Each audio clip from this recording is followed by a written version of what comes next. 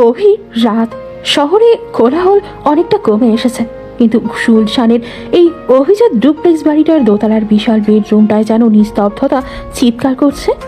রুমটা বাসর ঘরের সাথে সজ্জিত, রজনীগন্ধা আর গোলাপের গন্ধে চারপাশ মম করছে। কিন্তু এই সুগন্ধ খাটের মাঝখানে যুবতুবু হয়ে বসে থাকা 17 বছরের কিশোরী মেয়েটার কাছে বিষাক্ত গ্যাসের মতো মনে হচ্ছে। মেয়েটার নাম তুলি, পরনে ভারী বেনারসি শাড়ি, গা ভর্তি স্বর্ণের গয়না, মুখের মেকআপের আড়ালে তার ফ্যাকাশে হয়ে যাওয়া চামড়াটায় ঢাকা পড়েছে ঠিকই, কিন্তু চোখের নিচের কালশিটে দাগ আর ভয়ের ছাপ ঢাকতে পারেনি। তুলি নিজের হাঁটুতে মুখ গুজে বসে আছে, শরীরটা থরথর করে কাঁপছে। এসি চলছে পূর্ণদমে, তবুও মেয়েটার কপালে বিন্দু বিন্দু ঘাম। আল্লাহ, তুমি আমাকে তুলে নাও, আমি আর পারছি না। কেন আমাকে মেরে ফেললে না সেই দিন? তুলি ফিস ফিস করা কথাগুলো বাতাসের সাথে মিশে যায়। ওর মনে পড়ে যাচ্ছে 2 বছর আগের সেই কালটাতে কথা, গ্রামের মেঠো পথ, সন্ধ্যাবেলা আর বখাটে রাশেদ। 15 বছর বয়সে যে মেয়েটা পুতুল খেলে সময় কাটাতো, সেই বয়সে তার শরীর আর মন দুমড়ে মুচড়ে দিয়েছিল নরপিশাচটা। গ্রামবাসী তাকে সান্ত্বনা দেওয়ার বদলে দিয়েছিল নষ্ট অপবাদ। এদিন মেয়েটার আশ্রয় ছিল মামার বাড়ি, কিন্তু সেখানেও শান্তি মেলেনি। মজিদ মামা তাকে বোঝা মনে করত, আর আজ সেই মামাই তাকে বিক্রি করে দিয়েছে এই শহরের নামকরা ব্যবসায়ী আয়ান আহমেদের কাছে। 5 লক্ষ টাকা, মাত্র 5 লক্ষ টাকার বিনিময়ে তুলির জীবনটা হস্তান্তর করা হয়েছে। দরজার ওপাশে ভারী পায়ের শব্দ শোনা যাচ্ছে। তুলির হৃদস্পন্দন বেড়ে যায়, বুকের ভেতরটা এমনভাবে লাফাচ্ছে যেন এখনই পাঁজর ভেঙে বেরিয়ে আসবে। সে জানে এখন কে আসবে, তার স্বামী। স্বামী শব্দটা শুনলেই তুলির গা গড়িয়ে আসে। তার কাছে পুরুষ মানি রাশেদের মতো কোনো হিংস্র জানোয়ার, যে শুধু ছিঁড়ে খেতে জানে। দরজা খোলার শব্দ হলো, ধীর পায়ে রুমে প্রবেশ করলো আয়ান আহমেদ। সুঠাম দেহের অধিকারী, ফর্সা, লম্বায় 6 ফুটের কাছাকাছি, পরনের সাদা পাঞ্জাবি। তার চোখে মুখে গাম্ভীর্য। বয়স 30। বয়সের ভারী কি ভাব আর ব্যক্তিত্ব তাকে অন্য সবার চেয়ে আলাদা করে রেখেছে। আয়ান দরজাটা লক করে দিয়ে ঘুরে তাকায় বিছানার দিকে। কি ব্যাপার, এখনো ওইভাবে বসে আছো কেন? আয়ানের গলার স্বর শুনে তুলি চমকে ওঠে। মাথাটা আরও নিচু করে ফেলে সে, যেন নিজেকে নিজের শরীরের ভেতরে লুকিয়ে ফেলতে চাইছে। আয়ান ধীর পায়ে এগিয়ে আসে খাটের দিকে। তার হাঁটার শব্দে কার্পেট খুব একটা আওয়াজ হচ্ছে না, কিন্তু তুলির কানে সেটা হাতুড়ির বাড়ির মতো লাগছে। আয়ান খাটের পাশে এসে দাঁড়ায়, পকেট থেকে মোবাইল আর হাতঘড়িটা খুলে সাইড টেবিলে রাখে। শব্দটা ধাতব কর্কশ শোনায়। কানে কথা যায় না? আমি কিছু জিজ্ঞেস করেছি। তুলি কোনো উত্তর দেয় না, সে শুধু শাড়ির আঁচলটা খামছে ধরে আছে। তার আঙুলগুলো সাদা হয়ে গেছে রক্ত চলাচল কমে যাওয়ায়। আয়ান বিরক্ত হয়। বাবার জেদ আর মায়ের ইমোশনাল ব্ল্যাকমেলে পড়ে এই বিয়েটা করতে হয়েছে তাকে। তার কোনো শখ ছিল না বিয়ে করার, তাও আবার একটা পিচ্ছি মেয়েকে। মেয়েটার বয়স নাকি 17, কিন্তু দেখে মনে হচ্ছে 14-15 বছরের একটা বাচ্চা। এই মেয়ের সাথে সংসার করা আর একটা বাচ্চাকে পালার মধ্যে কোনো পার্থক্য নেই বলে মনে করে আয়ান। সে বিছানার এক পাশে বসে, বিছানাটা সামান্য দেবে যায় তার ওজনে। দেখো, আমি খুব টায়ার্ড, সারাদিন অফিসের কাজ, তারপর এই বিয়ের ঝামেলা। আমার এখন এত নাটক দেখার সময় নেই।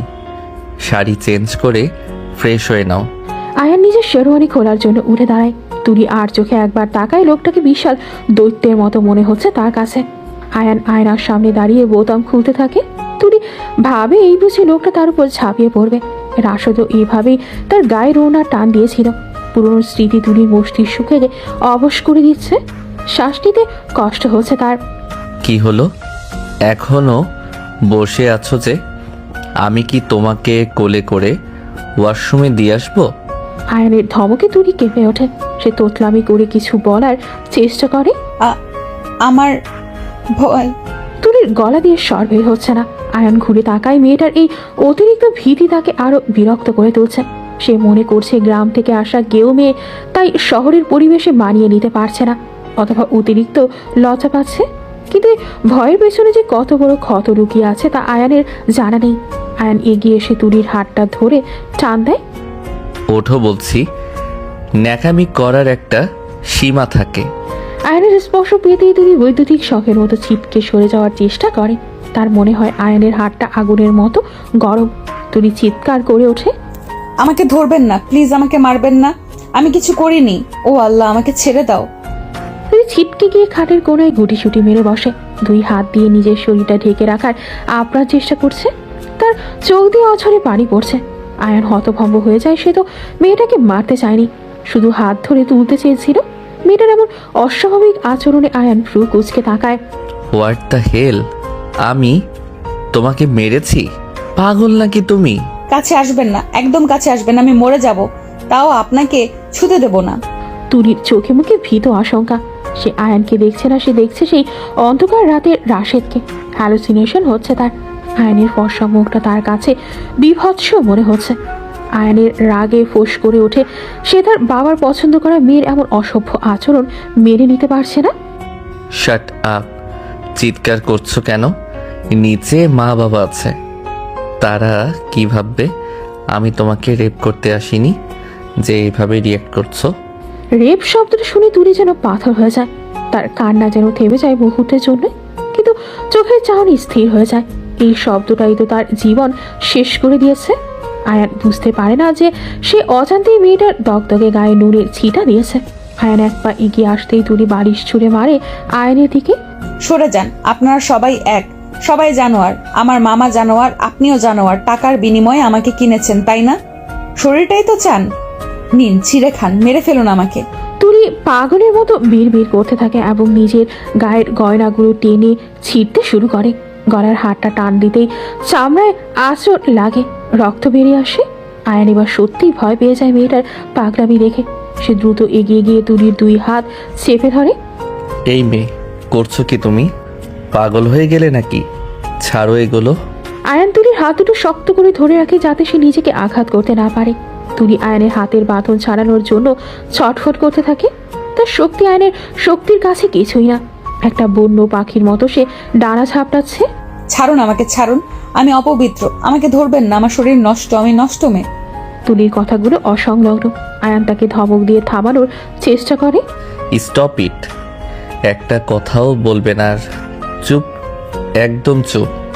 আয়ানের গর্জনে তুলি শান্ত হয় না, বরং ভয়ে জ্ঞান হারানোর উপক্রম হয়। তার শরীরটা হঠাৎ করেই নিস্তেজ হয়ে আয়নের উপর এড়িয়ে পড়ে।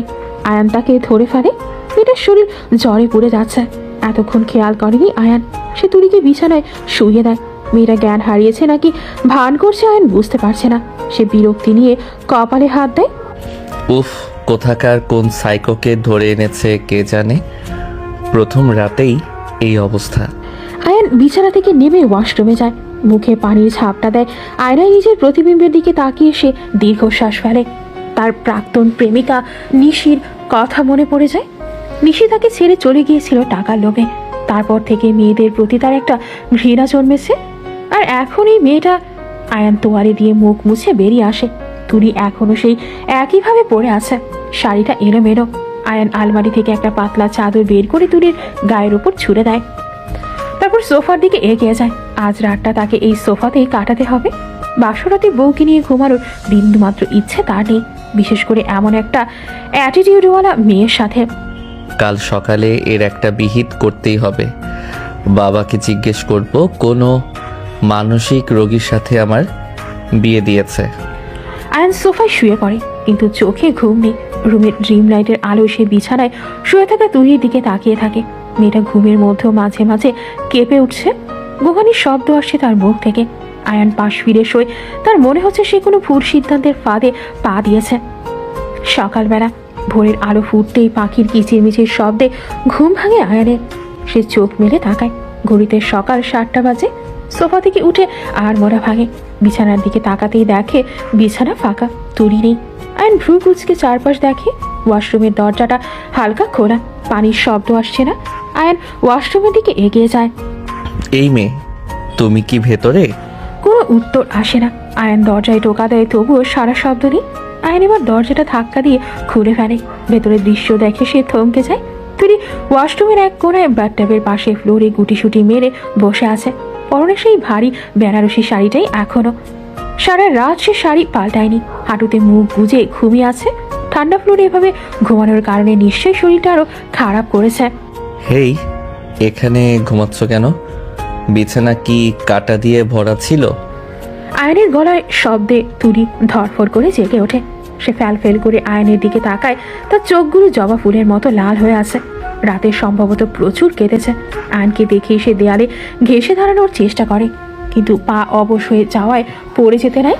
আমি আমি গোসল করব। তুলির গলাটা বসে গেছে, খসখসে শোনাচ্ছে। আয়ন তার দিকে তীক্ষ্ণ দৃষ্টিতে তাকিয়ে থাকে। সারা রাত এখানে ছিলে? জি না, মানে হ্যাঁ। কেন? রুমে কি বাঘ ভাল্লুক ছিল, নাকি আমাকে দেখে বাঘ মনে হয়েছে? তুলি কোনো উত্তর দেয় না। সে আয়নের চোখের দিকে তাকাতেই সাহস পায় না। তার মনে হচ্ছে এই লোকটা এখনই তাকে মারবে। মামা যেমন মামিকে পান থেকে চুন খসতেই লাঠি দিয়ে পেটায়, এই লোকটাও তাকে হয়তো তাই করবে। আয়ন দীর্ঘশ্বাস ফেলে। শোনো, এই বাড়িতে থাকতে হলে কিছু নিয়ম মানতে হবে।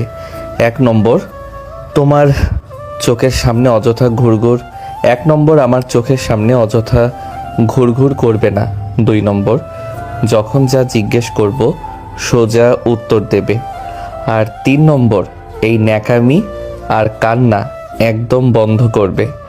আমি দুর্বল চিত্তের মানুষ পছন্দ করি না। আয়নের কথাগুলো বলে আর দাঁড়ায় না, সে বেরিয়ে যায় রুম থেকে। তুলি স্বস্তির নিঃশ্বাস ফেলে। যাক, লোকটা তাকে মারেনি। সে দ্রুত দরজাটা বন্ধ করে দেয়।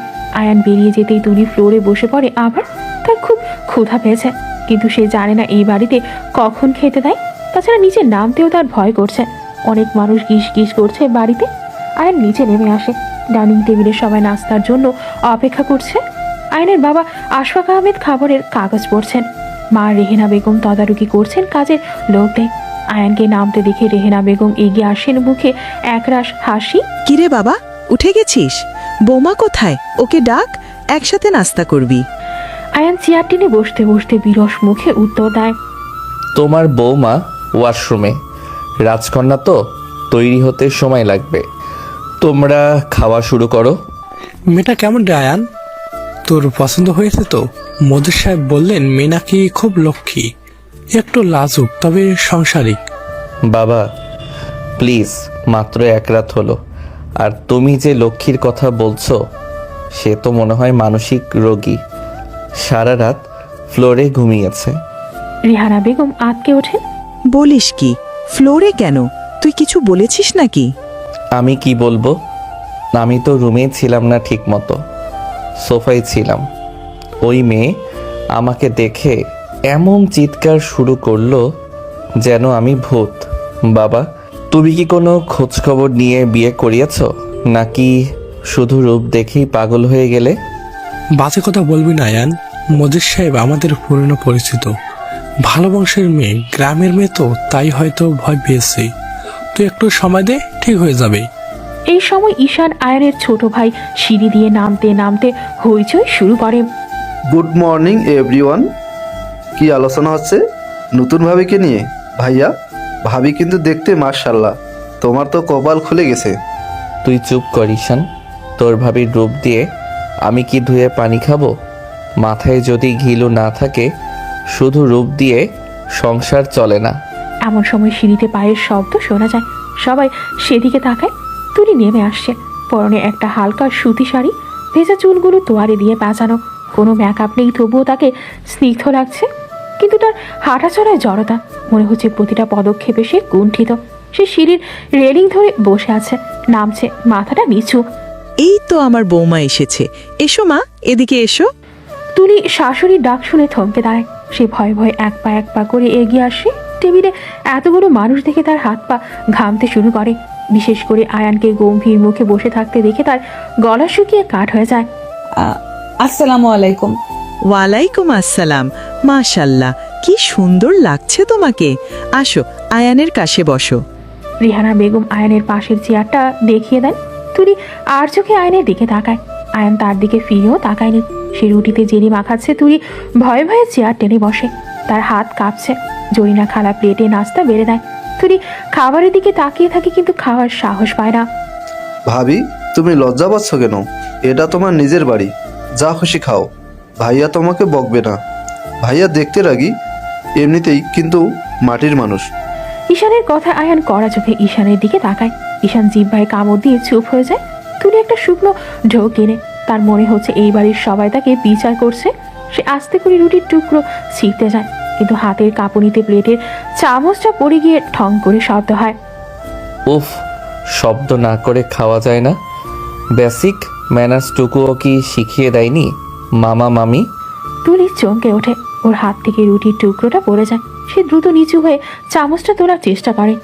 আহা আয়ান, ও নতুন মানুষ, নার্ভাস হয়ে আছে, তুই ধমক দিচ্ছিস কেন? বোমা তুমি খাও, ও ওরকমই, বাবার মতো মেজাজ পেয়েছে। তুলি চোখ তুলে শাশুড়ির দিকে তাকায়। মহিলার চোখে মায়া আছে, কিন্তু মজিদ মামার চোখেও তো মায়া ছিল যখন সে তুলিকে বিক্রি করার প্ল্যান করছিল। তাই তুলি কাউকে বিশ্বাস করতে পারে না। সে মাথা নিচু করে কোনো মতে দুটো রুটি মুখে দেয়। খাবারটা গলার কাছে দলা বাকি আছে। খাওয়া শেষে আয়ান উঠে দাঁড়ায়। আমি অফিসে যাচ্ছি, আজ ফিরতে দেরি হবে। আর মা, ওকে বলো আমার রুমে যেন অযথা জিনিসপত্র এলোমেলো না করে। আমার গোছানো রুম পছন্দ। আয়ান চলে যায়। তুলি স্বস্তির নিঃশ্বাস ফেলে, কিন্তু তার এই স্বস্তি বেশিক্ষণ স্থায়ী হয় না। আয়নের চলে যাওয়ার পর রেহানা বেগম তাকে ড্রয়িং রুমে নিয়ে বসান। আশফাক আহমেদও অফিসে বেরিয়ে গেছেন। ঈশানও ভার্সিটিতে। এখন বাড়িতে শুধু মহিলারা। মা তুলি, তোমার মুখটা এত শুকনো কেন? রাতে ঘুম হয়নি?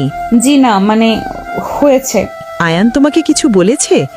দেখো মা, আয়ানের মনটা আগে অনেক নরম ছিল, কিন্তু একটা মেয়ে ওকে খুব কষ্ট দিয়েছে, তাই ও এখন এমন কাঠখোট্টা হয়ে গেছে। তুমি তোমার ভালোবাসা দিয়ে ওকে আবার আগের মতো করে দিও, পারবে না? তুলি কি উত্তর দেবে বুঝতে পারে না। ভালোবাসা, সে তো ভালোবাসার অর্থই বোঝে না। শুধু মাথা নেড়ে ব্যথা, ঘৃণা আর ভয়। সে চুপ করে থাকে।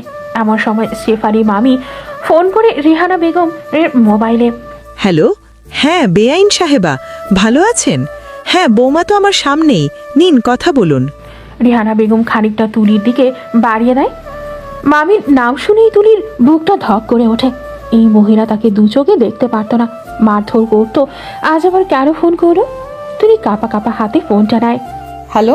কিরে অলক্ষী, খুব তো সুখের ঘরে গেলি।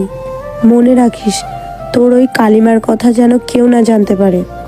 যদি জামাই জানতে পারে তুই একটা ব্যবহৃত মাল, তাহলে কিন্তু লাথি দিয়ে বের করে দেবে। আর তখন কিন্তু এই বাড়িতে তোর কোনো জায়গা হবে না, মনে থাকে যেন। মুখ সেলাই করে থাকবি। মামির কথাগুলো বিষের মতো কানে ঢোকে তুলি। ব্যবহৃত মাল শব্দটা তার মস্তিষ্কে হাতুড়ির মতো পেটাতে থাকে। তার চোখ দিয়ে টপ টপ করে পানি পড়তে থাকে ফোনের স্ক্রিনে। কি রে, কথা বলছিস না কেন? ওই নবাবজাদাটাকে পাঠিয়ে দিস তো, নাকি প্রথম রাতেই লাথি খেয়েছিস? শোন, রূপ দিয়ে ভুলিয়ে রাখবি, শরীর দিবি, সব ঠিক থাকবে। পুরুষের কাছে শরীরটাই সব। আমি রাখছি। তুলি ফোনটা কেটে দিয়ে সোফার উপর রেখে দেয়। সে আর নিতে পারছে না। তার মনে হচ্ছে চারপাশের দেয়ালগুলো তাকে পিষে মারতে আসছে। সে উঠে দৌড়ে নিজের রুমের দিকে চলে যায়। রেহানা বেগম অবাক হয়ে তাকিয়ে থাকেন। কি হলো মেয়েটার? মার সাথে কথা বলে কাঁদলো কেন? বাড়ির জন্য মন খারাপ হয়তো। দোতলায় নিজের রুমে ঢুকে দরজা বন্ধ করে দেয় তুলি।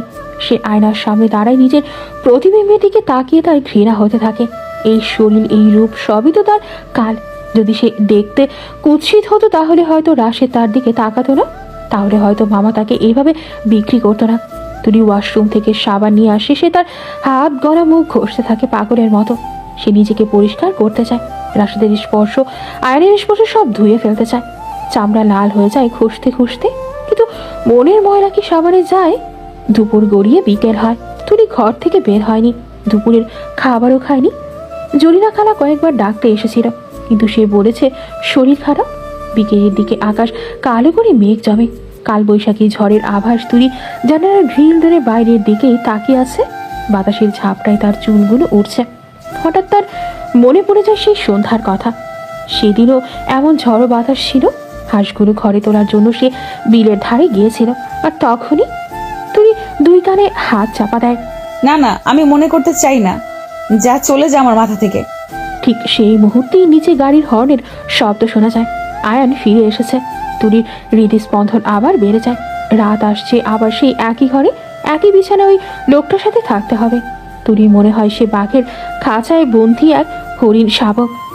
আয়ান নিজের ঘরে ঢোকে। সে ক্লান্ত। টাইটা ঢিলা করতে করতে সে সোফার দিকে তাকায়, তারপর বিছানার দিকে। কোথাও তুলি নেই। সে বারান্দার দিকে তাকায়। তুলি বারান্দার গ্রিল ধরে দাঁড়িয়ে আছে। অন্ধকারে তার অবয়বটা কেমন ভুতুড়ে লাগছে। আয়ান লাইট অন করে। এত রাতে তুমি বারান্দায় কি করছো? ঘরে এসো। আয়নের গভীর কণ্ঠস্বর শুনে তুলি চমকে ওঠে। ভয়ে তার হাত পা কাঁপতে শুরু করে। সে কোনো মতে নিজের ওড়নাটা ঠিক করে নেওয়ার চেষ্টা করে, কিন্তু ভয়ের চোটে আঙুলগুলো যেন অবশ হয়ে আসছে। জি জি যাচ্ছি। তুলি দ্রুত গায়ে ঘরের দিকে যাওয়ার চেষ্টা করে, কিন্তু শাড়িতে পা বেঁধে সে হুমড়ি খেয়ে পড়তে নেয়। আয়ন দ্রুত রিফ্লেক্সে তাকে ধরে ফেলে। আয়নের বলিষ্ঠ হাত তুলির কোমর জড়িয়ে ধরে। দুজনেই খুব কাছাকাছি। আয়নের নিঃশ্বাস তুলির মুখে পড়ছে, আর এই ঘনিষ্ঠতা তুলির জন্য মৃত্যু সম যন্ত্রণায়। আয়নের স্পর্শ পেতেই তুলি যেন বরফের মতো জমে যায়। তার চোখের সামনে ভেসে ওঠে সেই ভয়াল অতীতের স্মৃতি, রাশিদের সেই নোংরা হাসি, সেই হিংস্র থাবা। তুলি চিৎকার করে আয়ানকে ধাক্কা দেয়। না ছাড়ুন, খবরদার আমাকে ছোবেন না। আমি আপনাকে ঘৃণা করি সব পুরুষকে।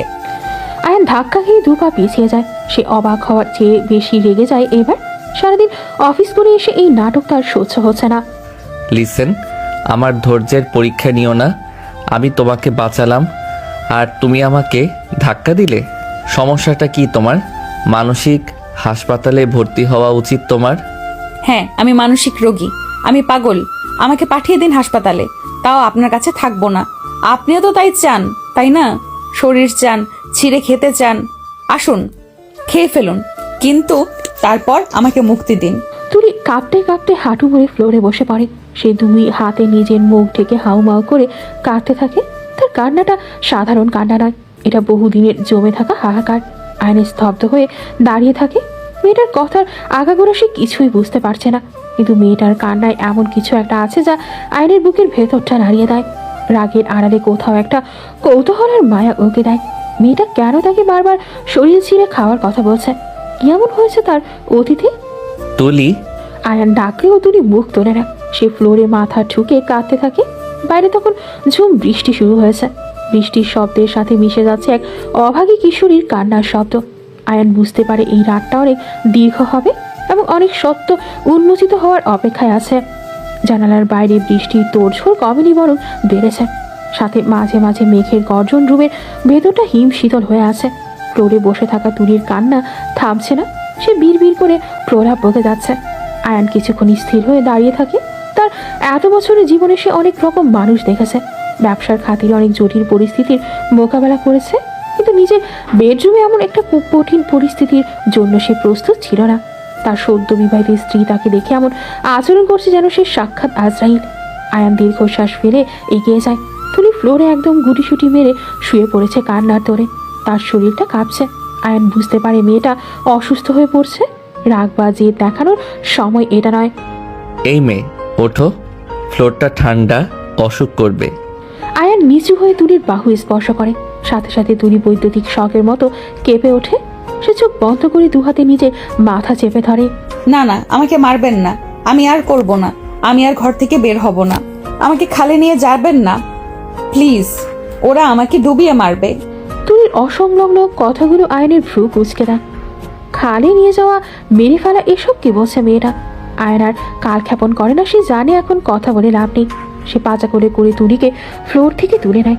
তুলি ভয়ে এতটাই দুর্বল হয়ে পড়েছে যে বাধা দেওয়ার শক্তিটুকুও তার নেই। শুধু আয়নের শার্ট খামচে ধরে গোঙাতে থাকে। আয়ন থেকে বিছানায় শুইয়ে দিয়ে গায়ের ওপর কাঁথা টেনে দেয়। মেয়েটার শরীর জ্বরে পড়ে যাচ্ছে, কপালটা আগুনের মতো গরম। ধুর, প্রথম দিনেই এই অবস্থা। মা দেখলে তো আমাকেই দোষ দেবে। আয়ান দ্রুত সাইড ড্রয়ার থেকে থার্মোমিটার বের করে জ্বর মাপে 103 ডিগ্রি। সে ওয়াশরুম থেকে তোয়ালে ভিজিয়ে এনে তুলির কপালে জলপটি দিতে শুরু করে। তুলি জ্বরের ঘুরে মাঝে মাঝে ডুকরে কেঁদে উঠছে। আয়ন এক মনে জলপটি দিতে দিতে মেয়েটার মুখের দিকে তাকায়। মাসুম চেহারা, চোখের নিচে ভয়ের ছাপে স্পষ্ট। ঠোঁটের কোণায় একটা ছোট কাটা দেয়। আয়ন ভাবে মজিদ সাহেব বলেছিল মেয়েটা খুব আদরের, কিন্তু আদরের মেয়ের শরীরে এত ভয়ের ছাপ কেন? নাকি এটা কোনো নাটক? কিন্তু 103 ডিগ্রি জ্বর তো আর কোনো নাটক করে আনা যায় না। সারা রাত আয়ন আর ঘুমায়নি। সে সোফায় বসে ল্যাপটপে কাজ করার চেষ্টা করেছে, আর মাঝে মাঝে গিয়ে তুলির জ্বর চেক করেছে। ভোরের দিকে জ্বরটা একটু কমেছে। তুলি তখন গভীর ঘুমে। আয়ন সোফাতে গা এলিয়ে দেয়। ক্লান্তিতে তার চোখ বুঝে আসে। সকাল 10টা। রেহানা বেগম কয়েকবার দরজায় টোকা দিয়েও কোনো সাড়া পাননি। শেষে তিনি ডুপ্লিকেট চাবি দিয়ে দরজা করেন। ভেতরে ঢুকে দেখেন আয়ান সোফায় অঘরে ঘুমাচ্ছে আর তুলি বিছানায়। রুমের পরিবেশটা থমথমে। তিনি এগিয়ে গিয়ে আয়ানকে ডাকেন। আয়ান, বাবা আয়ান, ওঠ, বেলা হয়ে গেছে তো, অফিসে যাবি না? মায়ের ডাকে আয়ান ধরফর করে উঠে বসে। সে হাত ঘড়ির দিকে তাকায়, অনেক দেরি হয়ে গেছে।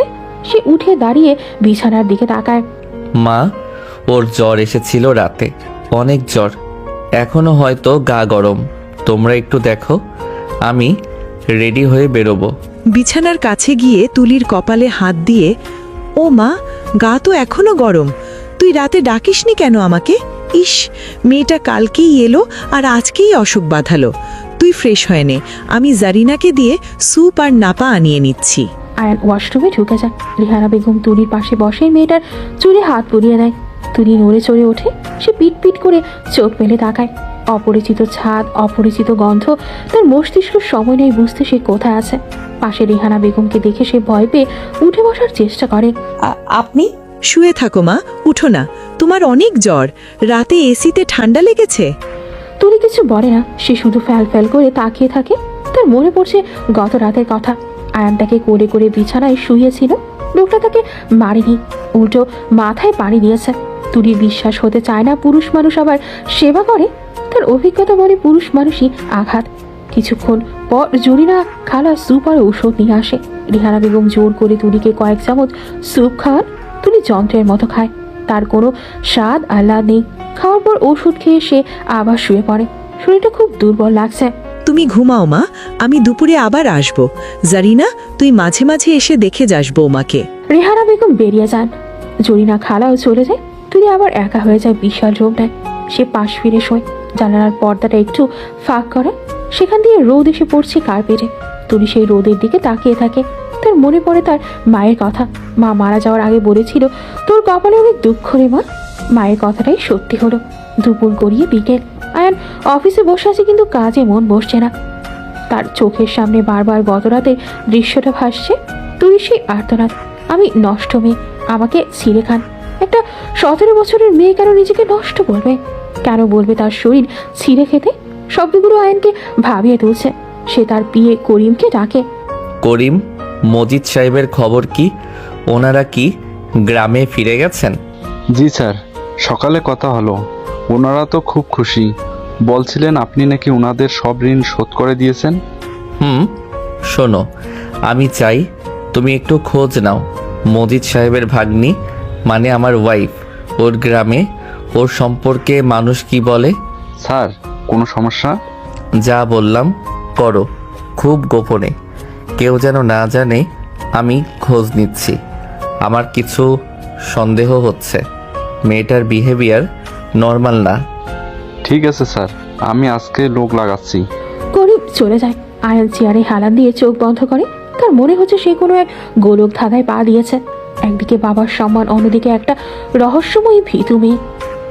সন্ধ্যাবেলা বাড়ি ফিরে আয়ান সোজা নিজের রুমে যায়। দরজা খুলে দেখে তুলি বারান্দার দরজার কাছে দাঁড়িয়ে আছে। আজ তার পরনে একটা হালকা নীল রঙের সালোয়ার কামিজ, চুলগুলো পিঠের উপর ছড়ানো। তাকে খুব শুকনা দেখাচ্ছে।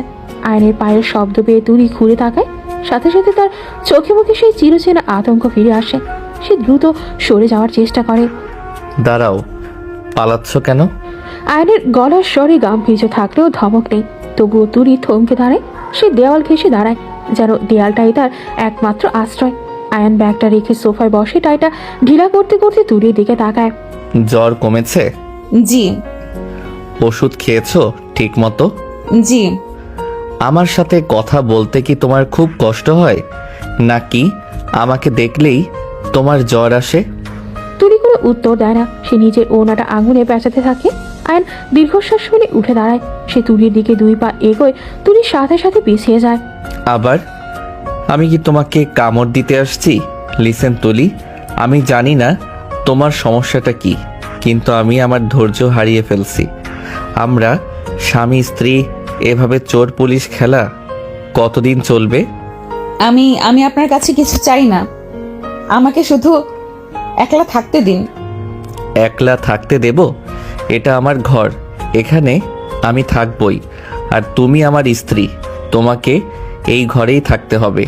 মা বাবা তোমাকে নিয়ে অনেক স্বপ্ন দেখে, অন্তত তাদের কথা ভেবে একটু নর্মাল হওয়ার অভিনয় তো করতে পারো। অভিনয় শব্দটা শুনে তুলির বুকের ভেতরটা মোচড় দিয়ে ওঠে। সে তো অভিনয় করছে না, তার প্রতিটা নিঃশ্বাসে ভয়। সে মুখ তুলে আয়নার দিকে তাকায়, তার চোখে পানি টলমল করছে। আমি অভিনয় পারি না, আমি যা তাই।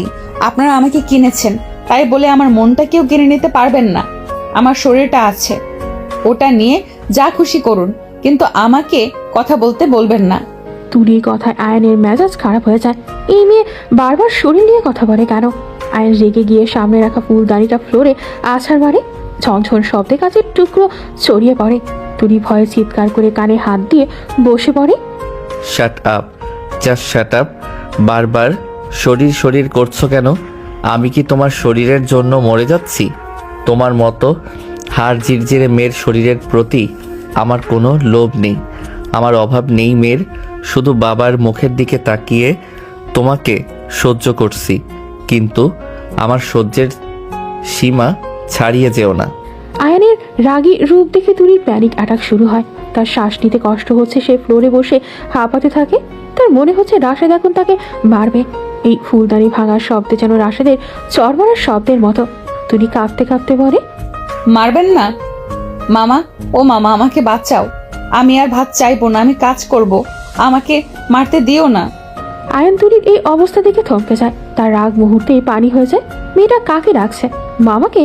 মামা তাকে মারতো, ভাত চাওয়ার জন্য মারতো। আয়ন বুঝতে পারে এই মেয়েটা শুধু ভীতু নয়, সে নির্যাতিত, চরমভাবে নির্যাতিত। আয়ন দ্রুত তুলির কাছে বসে পড়ে, কিন্তু তাকে ছোঁয় না। সে জানে ছুলে তুলি আরও ভয় পাবে। তুলি, তুলি আমার দিকে তাকাও। আমি তোমাকে মারবো না, আমি আয়ান, কেউ তোমাকে মারবে না। শ্বাস নাও, জোরে শ্বাস নাও। তুলি আয়নের কথা শুনতে পায় না, সে তার নিজের সমার জগতেই বন্দী।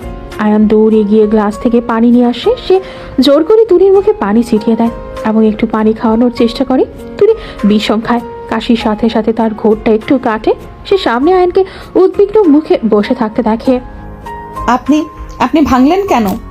সরি, আমার রাগ বেশি। আমি বুঝতে পারিনি তুমি এত ভয় পাবে। ওঠো, সোফায় বসো, কাজ লেগে পা কেটে যাবে। আয়ান হাত বাড়িয়ে দেয়। তুলি এবার আর হাতটা ঠেলে দেয় না, কিন্তু ধরেও না। সে নিজে থেকে ওঠার চেষ্টা করে, কিন্তু দুর্বলতার কারণে পারে না। বাধ্য হয়ে আয়ান তার বাহু ধরে তাকে তুলে সোফায় বসায়। তুলি গুটিসুটি মেরে বসে থাকে। আয়ন রুমের এক কোণে থেকে ঝাড়ু এনে নিজেই কাজগুলো পরিষ্কার করতে থাকে। তুলি অবাক হয়ে তাকিয়ে থাকে, এই বাড়ির এত বড় সাহেব সে ঝাড়ু দিচ্ছে। আপনি আপনি কেন করছেন? জরিনা খালাকে ডাকুন। রাত হয়েছে, এখন সবাইকে ডাকাডাকি করলে তারা ভাববে আমরা মারামারি করেছি। আমাদের ব্যক্তিগত সমস্যা সবার সামনে আনার দরকার নেই। আয়ান কাজগুলো পরিষ্কার করে ডাস্টবিন ফেলে হাত ধুয়ে আসে। সে আবার সোফায় বসে বসে তুলি থেকে একটু দূরে। শোনো তুলি, আমি জানি না তোমার অতীতে কি হয়েছে, আর আমি জোর করে জানতেও চাইবো না, কিন্তু একটা কথা মনে রেখো, আমি পশু নই। আমি কোনোদিন কোনো মেয়ের গায়ে হাত তুলিনি, আর তুলবও না। তুমি যতক্ষণ না কমফোর্টেবল হচ্ছ ততক্ষণ আমি তোমার কাছে আসবো না। এই সোফাটা আমার, আর ওই বিছানাটা তোমার, ঠিক আছে? তুলি আয়নের চোখের দিকে তাকায়। সেখানে কোনো কাম নেই, রাগ নেই, আছে এক অদ্ভুত ক্লান্তি আর নিশ্চয়তা। তুলির মনে হয় হয়তো হয়তো এই লোকটা অন্যদের মতো নয়, কিন্তু সে বিশ্বাস করতে ভয় পায়। বিশ্বাস করলেই তো ঠকতে হয়। সত্যি? আয়ান আহমেদ কথার খেলাপ করে না। সেই রাতে আর কোনো কথা হয় না। আয়ান ল্যাপটপ নিয়ে ব্যস্ত হয়ে পড়ে, আর তুলি বিছানায় শুয়ে এপাশ ওপাশ করে। তার জ্বরটা আবার একটু বেড়েছে মনে হচ্ছে, কিন্তু সে কাউকে ডাকে না। সে অন্ধকারে আয়ানের ল্যাপটপের আলোর দিকে তাকিয়ে থাকে। লোকটার মুখটা গম্ভীর, কিন্তু রাশিদের মতো কুৎসিত নয়। পরদিন সকালে এক নতুন উৎপাত শুরু হয়। সকালে নাস্তার টেবিলে আয়নের ছোট বোন মীরা এসে হাজির। মীরা হোস্টেলে থাকে, ভাইয়ের বিয়ে উপলক্ষে কয়েকদিনের ছুটিতে এসেছে। সে চটপটে আধুনিক মেয়ে। তুলিকে দেখে এসে দৌড়ে এসে জড়িয়ে ধরে। হাই ভাবি। ও মাই গড, তুমি তো দেখতে একদম পুতুলের মতো। ভাইয়া তো লাকি। আচমকা জড়িয়ে ধরায় তুলি শক্ত হয়ে যায়। তার দম বন্ধ হয়ে আসে। সে অভ্যাসবশত নিজেকে ছাড়িয়ে নেওয়ার চেষ্টা করে। আমাকে ছাড়ুন। আরে তুমি কি ভয় পাচ্ছ? আমি মীরা, তোমার ননদ। আমাকে তুমি ফ্রেন্ড ভাবতে পারো। চলো তোমাকে আমার কালেকশনের কিছু ড্রেস দেখাই। মীরা তুলির হাত ধরে টান দেয়। তুলি আয়নের দিকে অসহায় দৃষ্টিতে তাকায়। আয়ান তখন কফি খাচ্ছে। সে বোনের পাগলামি জানে। মীরা, আস্তে, তোর ভাবি অসুস্থ, ওকে এখন বিরক্ত করিস না। ও সরি, জ্বর হয়েছে বুঝি? ইস, মুখটা তো একদম শুকিয়ে গেছে। আচ্ছা সমস্যা নেই, আমি রুমে গিয়ে গল্প করব। ভাবি চলো চলো। মীরা এক প্রকার জোর করে তুলিকে নিয়ে ওপরে চলে যায়। আয়ান বাধা দেয় না। সে ভাবে হয়তো মীরার সাথে মিষ্টি তুলির ভয়টা একটু কাটবে। সমবয়সী কারোর সাথে কথা বললে মনটা হালকা হতে পারে। মীরার সাথে তুলির সময়টা খুব একটা খারাপ কাটে না। মীরা একাই বক বক করে যায়, তুলি শুধু শোনে। মীরার কথায় কোনো প্যাচ নেই। সে তার বয়ফ্রেন্ডের গল্প করে, ভার্সিটির গল্প করে। তুলির মনে পড়ে তার বন্ধু সালমার কথা। গ্রামে সালমার সাথে সে খেলাধুলা করত। সেই সালমা এখন কোথায় কে জানে। দুপুরের পর মজিদ মামা আর শেফালি মামি আসে বউ ভাতের দাওয়াত দিতে। তাদের দেখে তুলির রক্ত হিম হয়ে যায়। ড্রয়িং রুমে মজিদ সাহেব দাঁত কেড়িয়ে বসে আছেন। আয়ান তখন বাড়িতে নেই। রিহানা বেগম তাদের আপ্যায়ন করছেন। বেআইন সাহেবা, আমার ভাগ্নি কোথায়? ওকে তো দেখছি না, খুব মনে পড়ছিল তাই চলে এলাম। ও তো উপরে মীরার সাথে। জারিনা, যা তো বৌমাকে ডেকে আন। জরিনা গিয়ে খবর দেয়। মামা মামি এসেছে শুনে তুলি খাটের নিচে লুকানোর চেষ্টা করে। তার পুরনো ট্রমা আবার জেগে উঠেছে। আরে ভাবি, করছো কি? মামা মামি এসেছে, চলো। আমি যাব না, আমি যাব না, ওনারা আমাকে আবার বিক্রি করে দেবে, আমি যাব না। মীরা অবাক হয়ে যায়। বিক্রি করে দেবে মানে কি? সে ভাবে হয়তো তুলি মজা করছে বা খুব ইমোশনাল। ধর পাগল, নিজের মামা মামিকেও বিক্রি করে? চলো তো, ভাইয়া জানলে রাগ করবে যে মেহমান এসেছে আর তুমি যাচ্ছ না। ভাইয়া রাগ করবে এই কথাটা তুলি শুনে তুলি কিছুটা শান্ত হয়। সে আয়নের রাগকে জমের মতো ভয় পায়। সে কাঁপতে কাঁপতে উঠে দাঁড়ায়। মীরার হাত শক্ত করে ধরে সে নিচে নামে। ড্রয়িং রুমে শেফালি মামি তুলিকে দেখে কুমিরের কান্না শুরু করে দেয়। ওরে আমার মা রে, কতদিন দেখি না তোকে, আয় আমার বুকে আয়। শেফালি মামি এগিয়ে এসে তুলিকে জড়িয়ে ধরে। তুলির মনে হয় কোনো বিষাক্ত সাপ তাকে পেঁচিয়ে ধরেছে। শেফালি মামি কানের কাছে মুখ নিয়ে ফিস ফিস করে বলে, অভিনয়টা তো ভালোই করছিস, একদম লক্ষ্মী পৌঁছে যাচ্ছিস। শোন, জামাইকে বলে আরও কিছু টাকা খসাবি। তোর মামার ব্যবসায় লস হয়েছে, যদি টাকা না দিস তাহলে কিন্তু তোর ওই কাহিনী আমি আয়ানকে বলে দেবো। তখন দেখবি তোর এই রাজরানীর মতো জীবন কেমন নরক হয়ে যায়। তুলি মূর্তির মতো দাঁড়িয়ে থাকে। তার চোখ দিয়ে পানি পড়ে না, শুকিয়ে গেছে। মামির ব্ল্যাকমেল তাকে আবারও সেই অন্ধকূপের দিকে ঠেলে দিচ্ছে। মুজিব মামা দূর থেকে চোখের ইশারায় শাসায়। রেহানা বেগম ভাবছেন মামির আদরে ভাগ্নি আবেগপ্রবণ হয়ে গেছে। আহারে, মেয়েটা তার মামা মামিকে খুব ভালোবাসে। দেখো কেমন চুপ হয়ে গেছে। সন্ধ্যায় আয়ান বাড়ি ফেরে। সে দেখে তুলি তার ঘরে অন্ধকারে বসে আছে, লাইট জ্বালায়নি। আয়ান লাইট অন করে দেখে তুলি ফ্লোরে হাঁটুর মধ্যে মাথা গুঁজে বসে আছে, ঠিক যেমনটা প্রথম রাতে ছিল। কিন্তু আজ তার কাঁধে কাঁপছে না, সে একদম নিস্তব্ধ। তুলি, মামা মামি এসেছিল শুনলাম, দেখা হয়েছে? তুলি মুখ ধরে, তার দৃষ্টিতে এক অদ্ভুত শূন্যতা। আমাকে মেরে ফেলুন। মানে আবার শুরু করলে? আমি টাকা দিতে পারবো না, আমার কাছে টাকা নেই। ওনারা টাকা চায়, টাকা না দিলে সব বলে দেবে। তুলি বিড় করছে, কিন্তু আয়নের কাছে শব্দগুলি স্পষ্ট ধরা দেয়। টাকা চায়, সব বলে দেবে। আয়ন দ্রুত এগিয়ে আসে। সে বুঝতে পারে সে যা সন্দেহ করেছিল তার চেয়েও বড় কিছু এখানে চলছে। সে তুলির সামনে হাঁটু গেড়ে বসে। কে টাকা চায়? মজিদ সাহেব? কি বলে দেবে? তুলি, আমার দিকে তাকাও। কি লুকোচ্ছ তুমি? কিসের এত ভয় তোমার? আপনি আমাকে তাড়িয়ে দেবেন না তো? যদি শোনেন আমি ভালো না, তাহলে কি রাস্তায় ফেলে দেবেন? আমি রাস্তায় থাকতে পারবো না, কুকুর বেড়ালে ছিঁড়ে খাবে। রাশেদ আসবে। রাশেদ একটা নতুন নাম, এবং নামটা নেওয়ার সময় তুলির চোখের মণিগুলো ভয়ে ছোট হয়ে গেল। আয়ান বুঝতে পারে এই রাশেদ নামটাই সব রহস্যের চাবিকাঠি। আয়ান তুলির হাত দুটো নিজের হাতের মুঠোয় নেয়। তার হাত শক্ত ও উষ্ণ। আমি তোমাকে কোথাও ফেলবো না, প্রমিস। কিন্তু তোমাকে সত্যিটা বলতে হবে। কে এই রাশেদ? আর মামা কি নিয়ে ভয় দেখাচ্ছে? তুলি আয়নের চোখের দিকে তাকিয়ে থাকে। সে কি বিশ্বাস করবে নাকি বিশ্বাস করে আবার ঠকবে? কিন্তু তার পিঠ এখন দেয়ালে ঠেকে আছে। মামির হুমকির পর তার আর হারানোর কিছু নেই। তুলির ঠোঁট কাঁপে। সে বলার চেষ্টা করে, কিন্তু গলার ভেতর কান্না দলা পাখি আসে।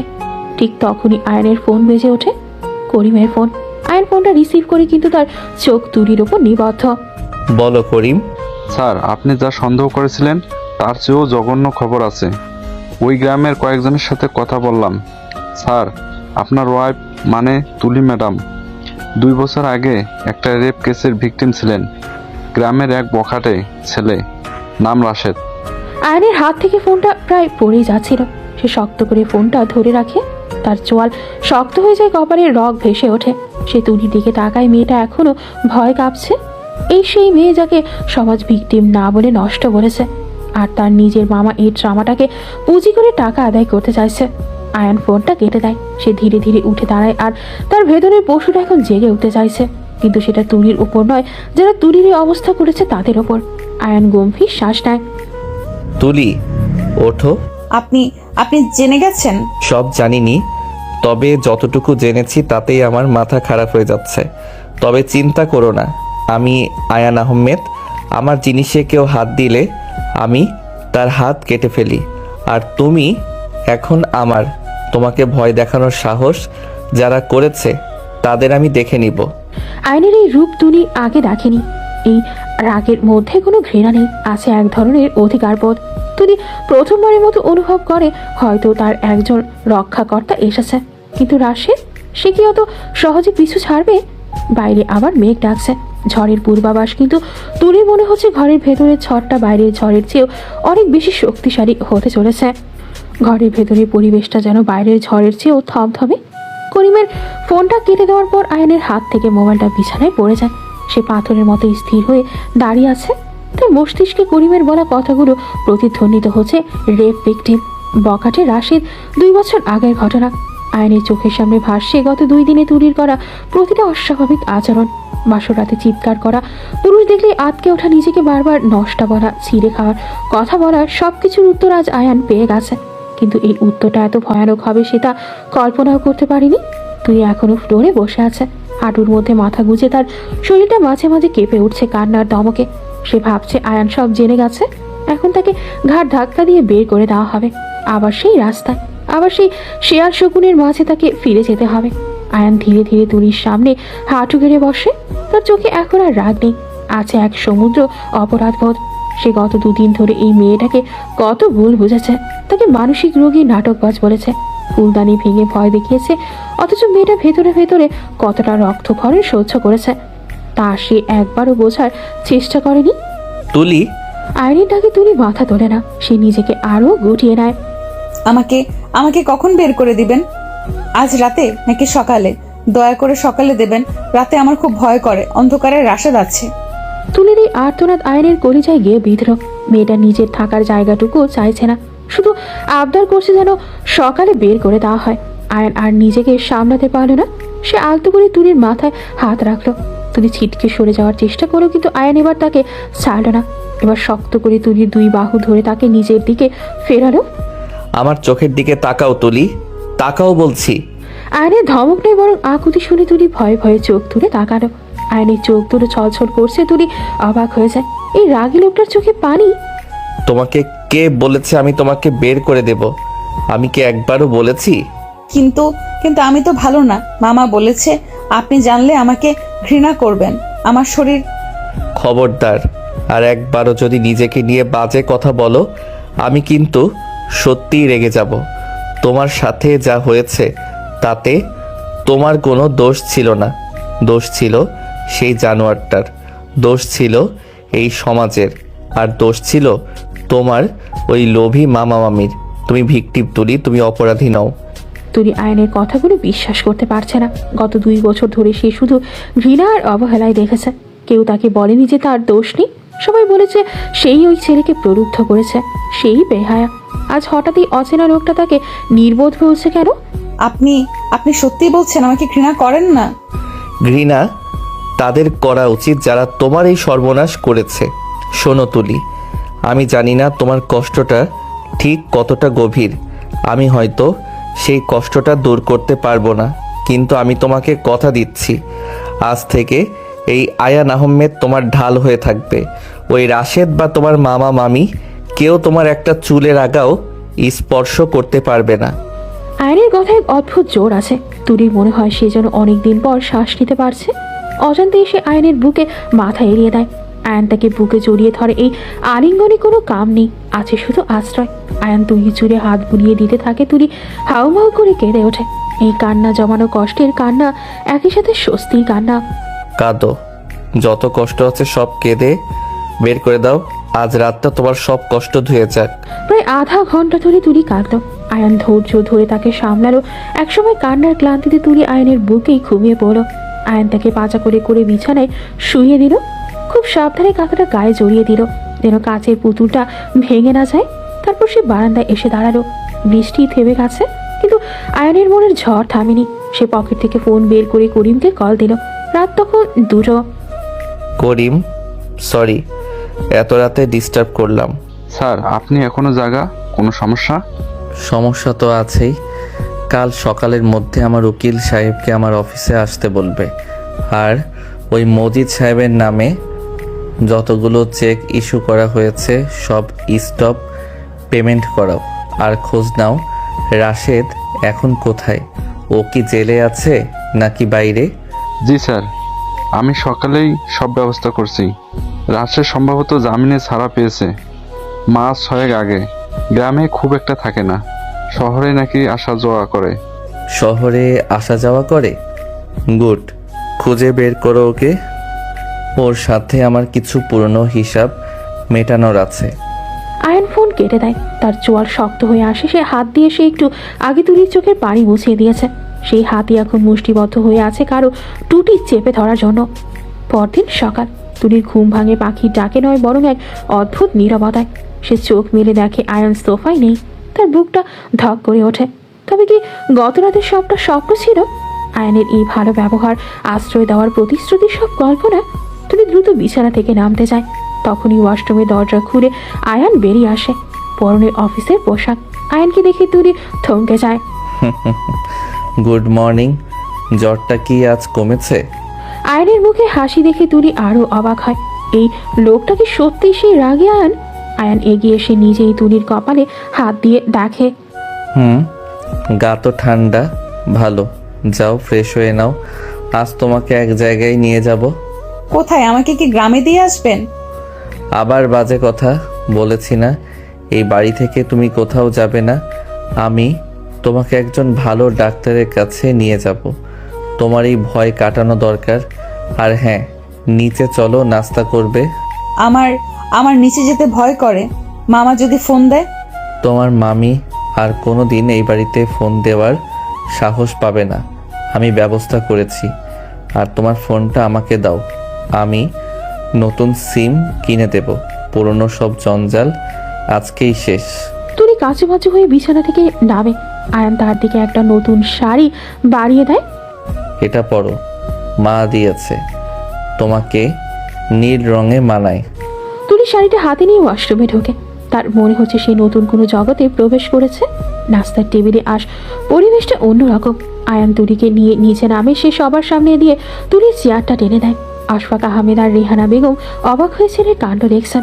আয়ান কোনোদিন নিজের মায়ের জন্য চেয়ার টেনে দেয়নি। কিরে আয়ান, আজ খুব ফুরফুরে মেজাজ মনে হচ্ছে।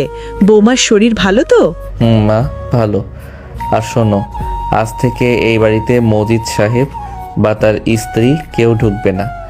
দারোয়ানকে বলে দিও। আর ওদের কোনো ফোন এলে আমাকে জানাবে।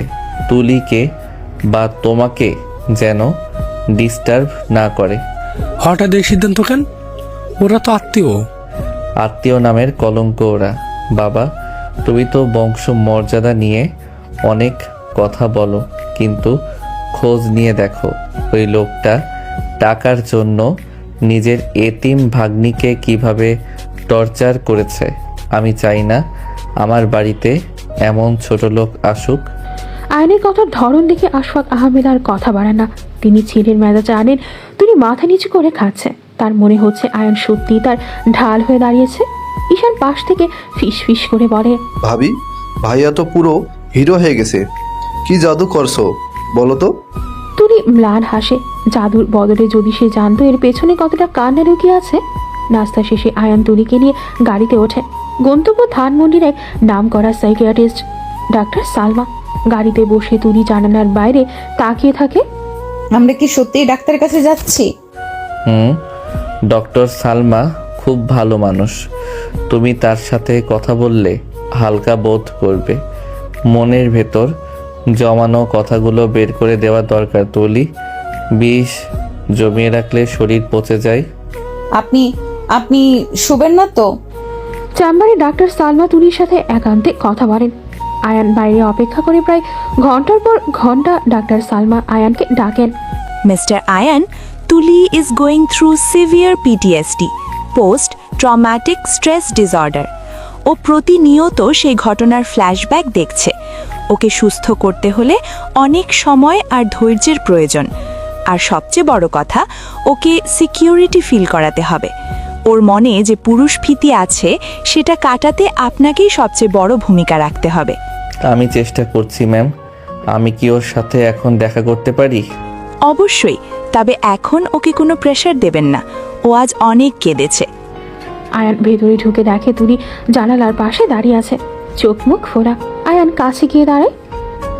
বাড়ি যাবে? ফেরার পথে গাড়িতে তুলি ঘুমিয়ে পড়ে। আয়ান গাড়ি থামিয়ে সিটটা একটু হেলিয়ে দেয়, এসিটা কমিয়ে দেয়। মেয়েটার ঘুমানো মুখের দিকে তাকিয়ে সে প্রতিজ্ঞা করে যে বা যারা তুলির এই হাসি কেড়ে নিয়েছে তাদের সে ছাড়বে না। সন্ধ্যায় বাড়ি ফিরে এক নতুন নাটক অপেক্ষা করছিল। ড্রয়িং রুমে বসে আছেন আরমান চৌধুরী, আয়নের ব্যবসায়িক প্রতিদ্বন্দ্বী। তার সাথে এক যুবতী মেয়ে। মেয়েটাকে দেখে আয়নের ভ্রু কুঁচকে যায়। নিশি, আয়নের প্রাক্তন প্রেমিকা, যে তাকে টাকার জন্য ছেড়ে গিয়েছিল। হাই আয়ান, কতদিন পর দেখলাম তোমাকে। তুলি আয়নের পেছনে দাঁড়িয়েছিল। সে নিশিকে চেনে না, কিন্তু মেয়েটার চাউনি আর পোশাক দেখে সে অস্বস্তি বোধ করে। নিশি খুব আধুনিক, উগ্র সাজগোজ। সে আয়নের দিকে এগিয়ে আসে। তোমরা এখানে কেন? আরমান সাহেব, আপনার সাথে আমার অ্যাপয়েন্টমেন্ট ছিল বলে তো মনে পড়ছে না। আরে আয়ান সাহেব, এত রাগ কেন? আমি তো এসেছি একটা ডিল করতে। আর নিশি তো বলল তোমার সাথে দেখা করবে, পুরনো বন্ধু বলে কথা। ওহো, এই বুঝি তোমার সেই গ্রাম্য বউ যাকে নিয়ে পুরো সার্কেলে হাসাহাসি হচ্ছে?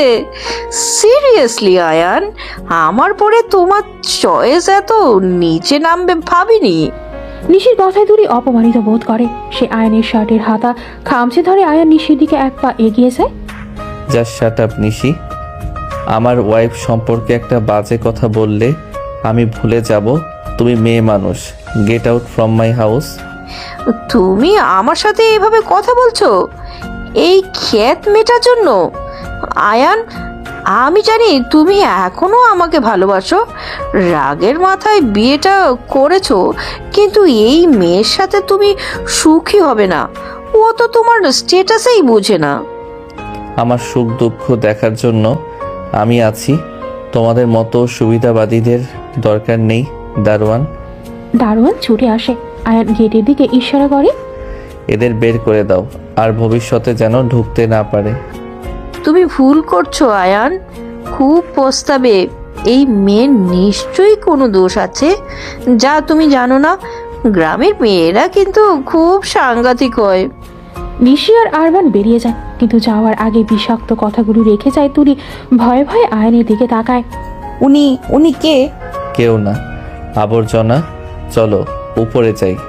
রাতে ডিনার শেষে আয়ান বারান্দায় দাঁড়িয়ে ফোনে কথা বলছে। তুলি বিছানায় বসে আছে। তার মনে হচ্ছে আয়ান তার জন্য সবার সাথে লড়ছে, নিজের পরিবারের সাথে, বাইরের লোকের সাথে। কিন্তু সে কি পারবে আজীবন লড়তে? যদি নিশির কথা সত্যি হয়, যদি আয়ান একদিন ক্লান্ত হয়ে যায়। হঠাৎ তুলির এক নতুন ফোনে একটা মেসেজ আসে, অচেনা নাম্বার। তুলি মেসেজটা ওপেন করে। মেসেজে লেখা, কিরে তুলি, খুব সুখে আছিস বড়লোক স্বামী নিয়ে, কিন্তু পুরনো নাগরকে ভুলে গেলি? আমি কিন্তু আসছি ঢাকায়, তোর সাথে দেখা না করলে কি চলে? আমার পাওনাটা তো মিটিয়ে দিসনি এখনো। তৈরি থাকিস, খুব শীঘ্রই দেখা হবে। ইতি, তোর রাশেদ। মেসেজটা পড়ে তুলির হাত থেকে ফোনটা ফ্লোরে পড়ে যায়। ঠাস করে শব্দ হয়। তার শরীরটা আবার কাঁপতে শুরু করে। রাশেদ আসছে। রাশেদ জেনে গেছে সে কোথায় আছে। তুলি শ্বাস নিতে পারছে না। তার চারপাশটা অন্ধকার হয়ে আসছে। আয়ান শব্দ শুনে ছুটে আসে। তুলি, কি হয়েছে? ফোনটা পড়লো কিভাবে? তুলি ফ্যাল ফ্যাল করে তাকিয়ে থাকে। তার মুখ দিয়ে কোনো কথা বের হচ্ছে না। সে শুধু কাঁপছে আর আঙুল দিয়ে ফ্লোরে পড়ে থাকা ফোনের দিকে ইশারা করছে। আয়ান ফোনটা তুলে নেয়। স্ক্রিনে তখনও মেসেজটা ভাসছে। আয়ান মেসেজটা পড়ে। রাগে তার চোখ দিয়ে যেন আগুন বের হতে থাকে। এই শয়তানের এত বড় সাহস, ও ঢাকায় আসছে। আসুক, আমি তো এটাই চেয়েছিলাম। আয়ান তুলিকে জড়িয়ে ধরে, কিন্তু এবার তুলি শান্ত হয় না। সে ছটফট করতে থাকে। ও আসবে, ও আমাকে নিয়ে যাবে, ও আবার আমাকে ছিঁড়ে খাবে। আমাকে লুকান, আমাকে মাটির নিচে লুকিয়ে ফেলুন। তুলি, শান্ত হও। কেউ তোমাকে নিতে পারবে না, আমি আছি তো। ও যদি আসে তবে ওর লাশ এই ঢাকা শহর থেকে বের হবে। আমাকে বিশ্বাস করো। আয়ান তুলিকে বুকে চেপে ধরে রাখে, কিন্তু তার নিজের মনের ভেতরও একটা ঝড় বইছে। রাশেদ একা নয়, তার সাথে নিশ্চয়ই মজিদ মামার হাত আছে। নাহলে রাশেদ জানলো কিভাবে তুলি কোথায় আছে, আর তার নতুন নাম্বারই বা পেল কিভাবে? আয়ান বুঝতে পারে শত্রুরা খুব কাছে আছে, আর এই লড়াইটা শুধু তুলির সম্মান বাঁচানোর নয়, আয়ানের নিজের অস্তিত্বের লড়াইও বটে। সেই রাতে আর ঘুম হলো না কারো। তুলি ভয়ে আয়ানের হাত ধরে বসে রইল সারা রাত, আর আয়ান সজাগ প্রহরীর মতো জেগে রইল। সে ঠিক কোনো কালকে সে পুলিশ কমিশনারের সাথে দেখা করবে। এই রাশের চ্যাপ্টারটা চিরতরে ক্লোজ করতে হবে। কিন্তু আয়ান জানে না রাশি শুধু একা আসছে না, তার সাথে আসছে আরও বড় কোনো ষড়যন্ত্র, যা আয়ানের পরিবারকেও তছনছ করে দিতে পারে। ভোরের আলো ফোটার আগেই আয়ান বিছানা ছেড়ে উঠে পড়ে। গত রাতে কারোরই দু চোখের পাতা এক করা সম্ভব হয়নি। তুলি সারা রাত আয়ানের শার্টের কোনা খামচে ধরে শুয়েছিল। ঘুমের ঘোরেও তার শরীর কেঁপে উঠছিল বারবার। আয়ান ব্যালকনিতে দাঁড়িয়ে এক মনে সিগারেট টানছে। তার পায়ের কাছে পড়ে আছে কয়েকটা সিগারেটের শেষাংশ। আয়ানের ফর্সা মুখটা রাগে লাল হয়ে আছে। তার মস্তিষ্ক শুধু একটাই চিন্তা, রাশেদ ঢাকা এলো কিভাবে, আর তুলির পার্সোনাল নাম্বারই বা পেরো কোথায়? এর পেছনে অবশ্যই ঘরের ভেতরে কোনো শত্রু আছে। তুলি নড়ে চড়ে ওঠে। বিছানায় আয়ানকে না পেয়ে সে ধরফর করে উঠে বসে। তার চোখে মুখে সেই চিরচেনা আতঙ্ক। আপনি আপনি কোথায়? আমাকে রেখে যাবেন না, ওরা আসবে। তুলির আর্তনাদ শুনে আয়ান দ্রুত সিগারেট ফেলে দিয়ে ঘরে ঢোকে। সে এগিয়ে এসে তুলির মাথায় হাত রাখে। আমি এখানেই আছি তুলি, কোথাও যাইনি, বারান্দায় ছিলাম। শান্ত হও। আজ অফিসে যাবেন না প্লিজ, আমার খুব ভয় করছে। মনে হচ্ছে আজ খারাপ কিছু ঘটবে। রাশেদ মেসেজ দিয়েছে, ও আসবে, ও ঠিক আসবে। ও আসবে না তুলি, ও আসার পথ আমি বন্ধ করে দেব। আজ আমি অফিসে যাচ্ছি না, তবে আমাকে একটু বের হতে হবে। তোমার ওই জানোয়ার মামার সাথে আমার কিছু জরুরি কথা আছে। মামার কথা শুনে তুলি আরো গুঁকে যায়। মজিদ মামা তার জীবনের আরেক অভিশাপ। আয়ান বুঝতে পারে তুলির মনের অবস্থা। সে আলমারি থেকে একটা ফাইল আর পিস্তল বের করে কোমরে গোজা নেয়, তবে সেটা জ্যাকেটের আড়ালে লুকিয়ে রাখে যাতে তুলি না দেখে। শোনো, আমি বাড়ির সিকিউরিটি দ্বিগুণ করে দিয়েছি। আমার পারমিশন ছাড়া একটা মাছিও এই বাড়িতে ঢুকতে পারবে না। মা আর মীরা তোমার সাথে থাকবে। তুমি রুম থেকে বের হবে না। আমি দুপুরের মধ্যেই ফিরবো, আর ফিরবো এমন কিছু খবর নিয়ে যা শোনার পর তোমার আর কোনো দিন ভয় লাগবে না। আয়ান বেরিয়ে যায়। তুলি জানালার পর্দা সামান্য ফাঁক করে দেখে আয়ান গাড়ি নিয়ে গেট দিয়ে বেরিয়ে যাচ্ছে। গেটের বাইরে চারজন কালো পোশাক পরা গার্ড দাঁড়িয়ে আছে। তবুও তুলির মন মানে না। তার মনে হয় রাশিদের মতো শয়তানের কাছে কোনো দেওয়ালি বাধা নয়। ঘণ্টাখানেক পর মজিদ সাহেবের ভাড়া বাসা। আয়ান যখন সেখানে পৌঁছায় তখন মজিদ সাহেব লুঙ্গি পরে আয়েশ করে চা খাচ্ছিলেন। দরজা ভেঙে আয়ান আর তার দুজন লোক ভেতরে ঢোকে। মজিদ সাহেব চমকে গিয়ে চায়ের কাপ হাত থেকে ফেলে দেন। গরম চা পায়ে পড়ে তিনি চিৎকার করে ওঠেন। আরে জামাই বাবা, আপনি এভাবে দরজা ভেঙে? আয়ান কোনো কথা না বলে সোজা গিয়ে মজিদ সাহেবের কলার চেপে ধরে। এক হ্যাঁচকা টানে তাকে সোফা থেকে ফ্লোরে ফেলে দেয়। শেফালি ভাবি রান্নাঘর থেকে ছুটে আসে। ও মাগো, কি করছেন? পুলিশ ডাকবো কিন্তু। পুলিশ তো আমি ডাকবো। তোরা মানুষ পাচার করেছিস, ব্ল্যাকমেইল করেছিস, আজ তোদের আমি জ্যান্ত কবর দেব। বল, রাশেদকে তুলির নম্বর কে দিয়েছে? কে ওকে ঢাকায় এনেছে? মজিদ সাহেব ভয়ে থরথর করে কাঁপছেন। আয়নের চোখ দিয়ে যেন আগুন বের হচ্ছে। আমি জানি না বাবা, বিশ্বাস করেন। আয়ন তার পায়ের জুতো দিয়ে মজিদ সাহেবের হাতের ওপর সজোরে চাপ দেয়। মজিদ সাহেব যন্ত্রণায় কোকিয়ে ওঠেন। সত্যিটা বলবি নাকি আমি তোর হাতটা ভেঙে গুড়িয়ে দেব? আমার ওয়াইফকে তুই হুমকি দিয়েছিস টাকা চেয়ে, আবার রাশেদকে লেলিয়ে দিয়েছিস, কত টাকা খেয়েছিস ওর কাছ থেকে? আমি দিইনি, সব ওই শেফালি করেছে। ওই তো রাশেদের সাথে যোগাযোগ রেখেছে। রাশেদ বলেছিল তুলিকে নাকি ও বিয়ে করতে চেয়েছিল, আমরা দিইনি, তাই এখন। আয়ান ঘুরে তাকায় শেফালি মামির দিকে। মহিলাটি দরজার গোড়ায় দাঁড়িয়ে কাঁপছে। আয়ান এগিয়ে যায়। সে নারীদের গায়ে হাত তোলে না, কিন্তু আজ তার ইচ্ছে করছে এই মহিলাকে খুন করে ফেলতে। ছি, তোমরা মানুষ, নিজের এতিম ভাগ্নিকে একবার বিক্রি করেছো আমার কাছে, এখন আবার ওই ধর্ষকের কাছে খবর পাচার করছো। রাশেদ কোথায় আছে এখন? ঠিকানা বলো। আমাকে মাফ করে দাও বাবা। ও এখন রামপুরহাটের এক বস্তিতে আছে, কিন্তু ও একা না, ওর সাথে আরও এক বড়লোক ম্যাডামও আছে। বড়লোক ম্যাডাম শব্দটা শুনে আয়নের ভ্রু কুঁচকে যায়। সে বুঝতে পারে সুতোটা অনেক দূর গড়িয়েছে। কোন ম্যাডাম? নাম কি? নাম জানি না, তবে খুব ফর্সা, মডার্ন মেয়ে। ওই ওই তো রাশেদকে জামিন করিয়ে এনেছে, ওই টাকা দিয়েছে আমাদেরকে, আর বলেছে তুলির সংসার ভাঙতে পারলে আরও টাকা দেবে। আয়নের বুঝতে বাকি থাকে না এই ম্যাডামকে। নিশি আয়নের প্রাক্তন প্রেমিকা। তার মানে নিশি আর রাশেদ হাত মিলিয়েছে। একদল চাইছে টাকা আর শরীর, আরেকজন চাইছে আয়নকে ফিরে পেতে। আয়ন ঘৃণায় একদলা থুতু ফেলে ফ্লোরে। তোরা এই শহর ছাড়বি আজকেই। যদি কাল সকালে তোদের ঢাকায় দেখি, তবে লাশও খুঁজে পাওয়া যাবে না। আর ওই রাশেদকে বলে দিস ওর জম আসছে। আয়ন বেরিয়ে আসে। গাড়িতে উঠে সে করিমকে ফোন দেয়। করিম, রামপুরার এরিয়াটা লক করো। রাশেদ ওখানেই আছে। আর নিশির উপর নজর রাখো। ওই মেয়েটা রাশেদকে শেল্টার দিচ্ছে। আমি আজকেই সব শেষ করতে চাই। দুপুরবেলা আয়ান বাড়ি ফেরে। তার শার্টে হাতা গোটানো, চোখে মুখে ক্লান্তির ছাপ। সে সোজা দোতলায় নিজের রুমে যায়। ঘরে ঢুকে দেখে তুলি জায়নামাজে বসে আছে। সম্ভবত নামাজ পড়ছে বা মোনাজাত করছে। মেয়েটার পরনে সাদা সুতি শাড়ি তাকে পবিত্র এক দেবীর মতো লাগছে। আয়ান দরজায় দাঁড়িয়ে থাকে কিছুক্ষণ। তার মনে হয় এত পাপ আর নোংরামি ঘাটার পর এই দৃশ্যটা তার চোখের জন্য আরামদায়ক। তুলি মোনাজাত শেষ করে ঘুরে তাকায়। আয়ানকে দেখে সে দ্রুত উঠে দাঁড়ায়। আপনি এসেছেন, কোনো বিপদ হয়নি তো? আমার বিপদ হবে? আমি তো নিজেই অন্যদের বিপদ। খেয়েছো? না, আপনি আসেননি তাই। বোকা মেয়ে, আমি না এলে কি না খেয়ে থাকবে? এসো।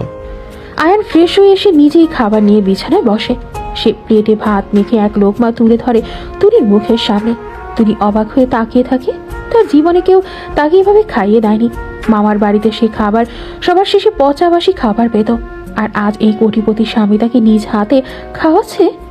আপনি আপনি কেন কষ্ট করছেন? আমি খেতে পারবো। একদম চুপ, মুখ খোলো। তোমার শরীরে রক্ত নেই, তারপর টেনশন করে আরও শুকিয়ে যাচ্ছ। তোমাকে সুস্থ করা এখন আমার প্রথম কাজ। তুলি হা করে। আয়ান যত্ন করে খাইয়ে দেয়। খেতে খেতে তুলির চোখ দিয়ে পানি পড়ে। আয়ান বা হাত দিয়ে চোখের পানি মুছে দেয়। আবার কান্না? বললাম না মামা মামি চ্যাপ্টার ক্লোজ। ওরা আর কোনোদিন তোমাকে ডিস্টার্ব করবে না। আর রাশেদ, ওর ব্যবস্থা আজ রাতেই হবে। ও খুব খারাপ লোক। ও যদি আপনার ক্ষতি করে, ওর কাছে চাকু থাকে সব সময়। আমার কাছে যা আছে তা চাকুর চেয়েও ভয়ঙ্কর। সেটা হলো তোমাকে ভালো রাখার জেদ। খাওয়া শেষে আয়ান তুলিকে বুকে জড়িয়ে শুয়ে থাকে কিছুক্ষণ। তুলির চুলে বিলি কেটে দেয়। তুলি প্রথমবারের মতো অনুভব করে কোনো পুরুষের স্পর্শ মানে ব্যথা নয়, পুরুষের স্পর্শে নিরাপত্তাও হতে পারে। সে আয়নের বুকের গভীরে মুখ লুকায়। তার মনে হয় এই বুকটাই পৃথিবীর সবচেয়ে নিরাপদের স্থান। কিন্তু শান্তি বেশিক্ষণ স্থায়ী হয় না।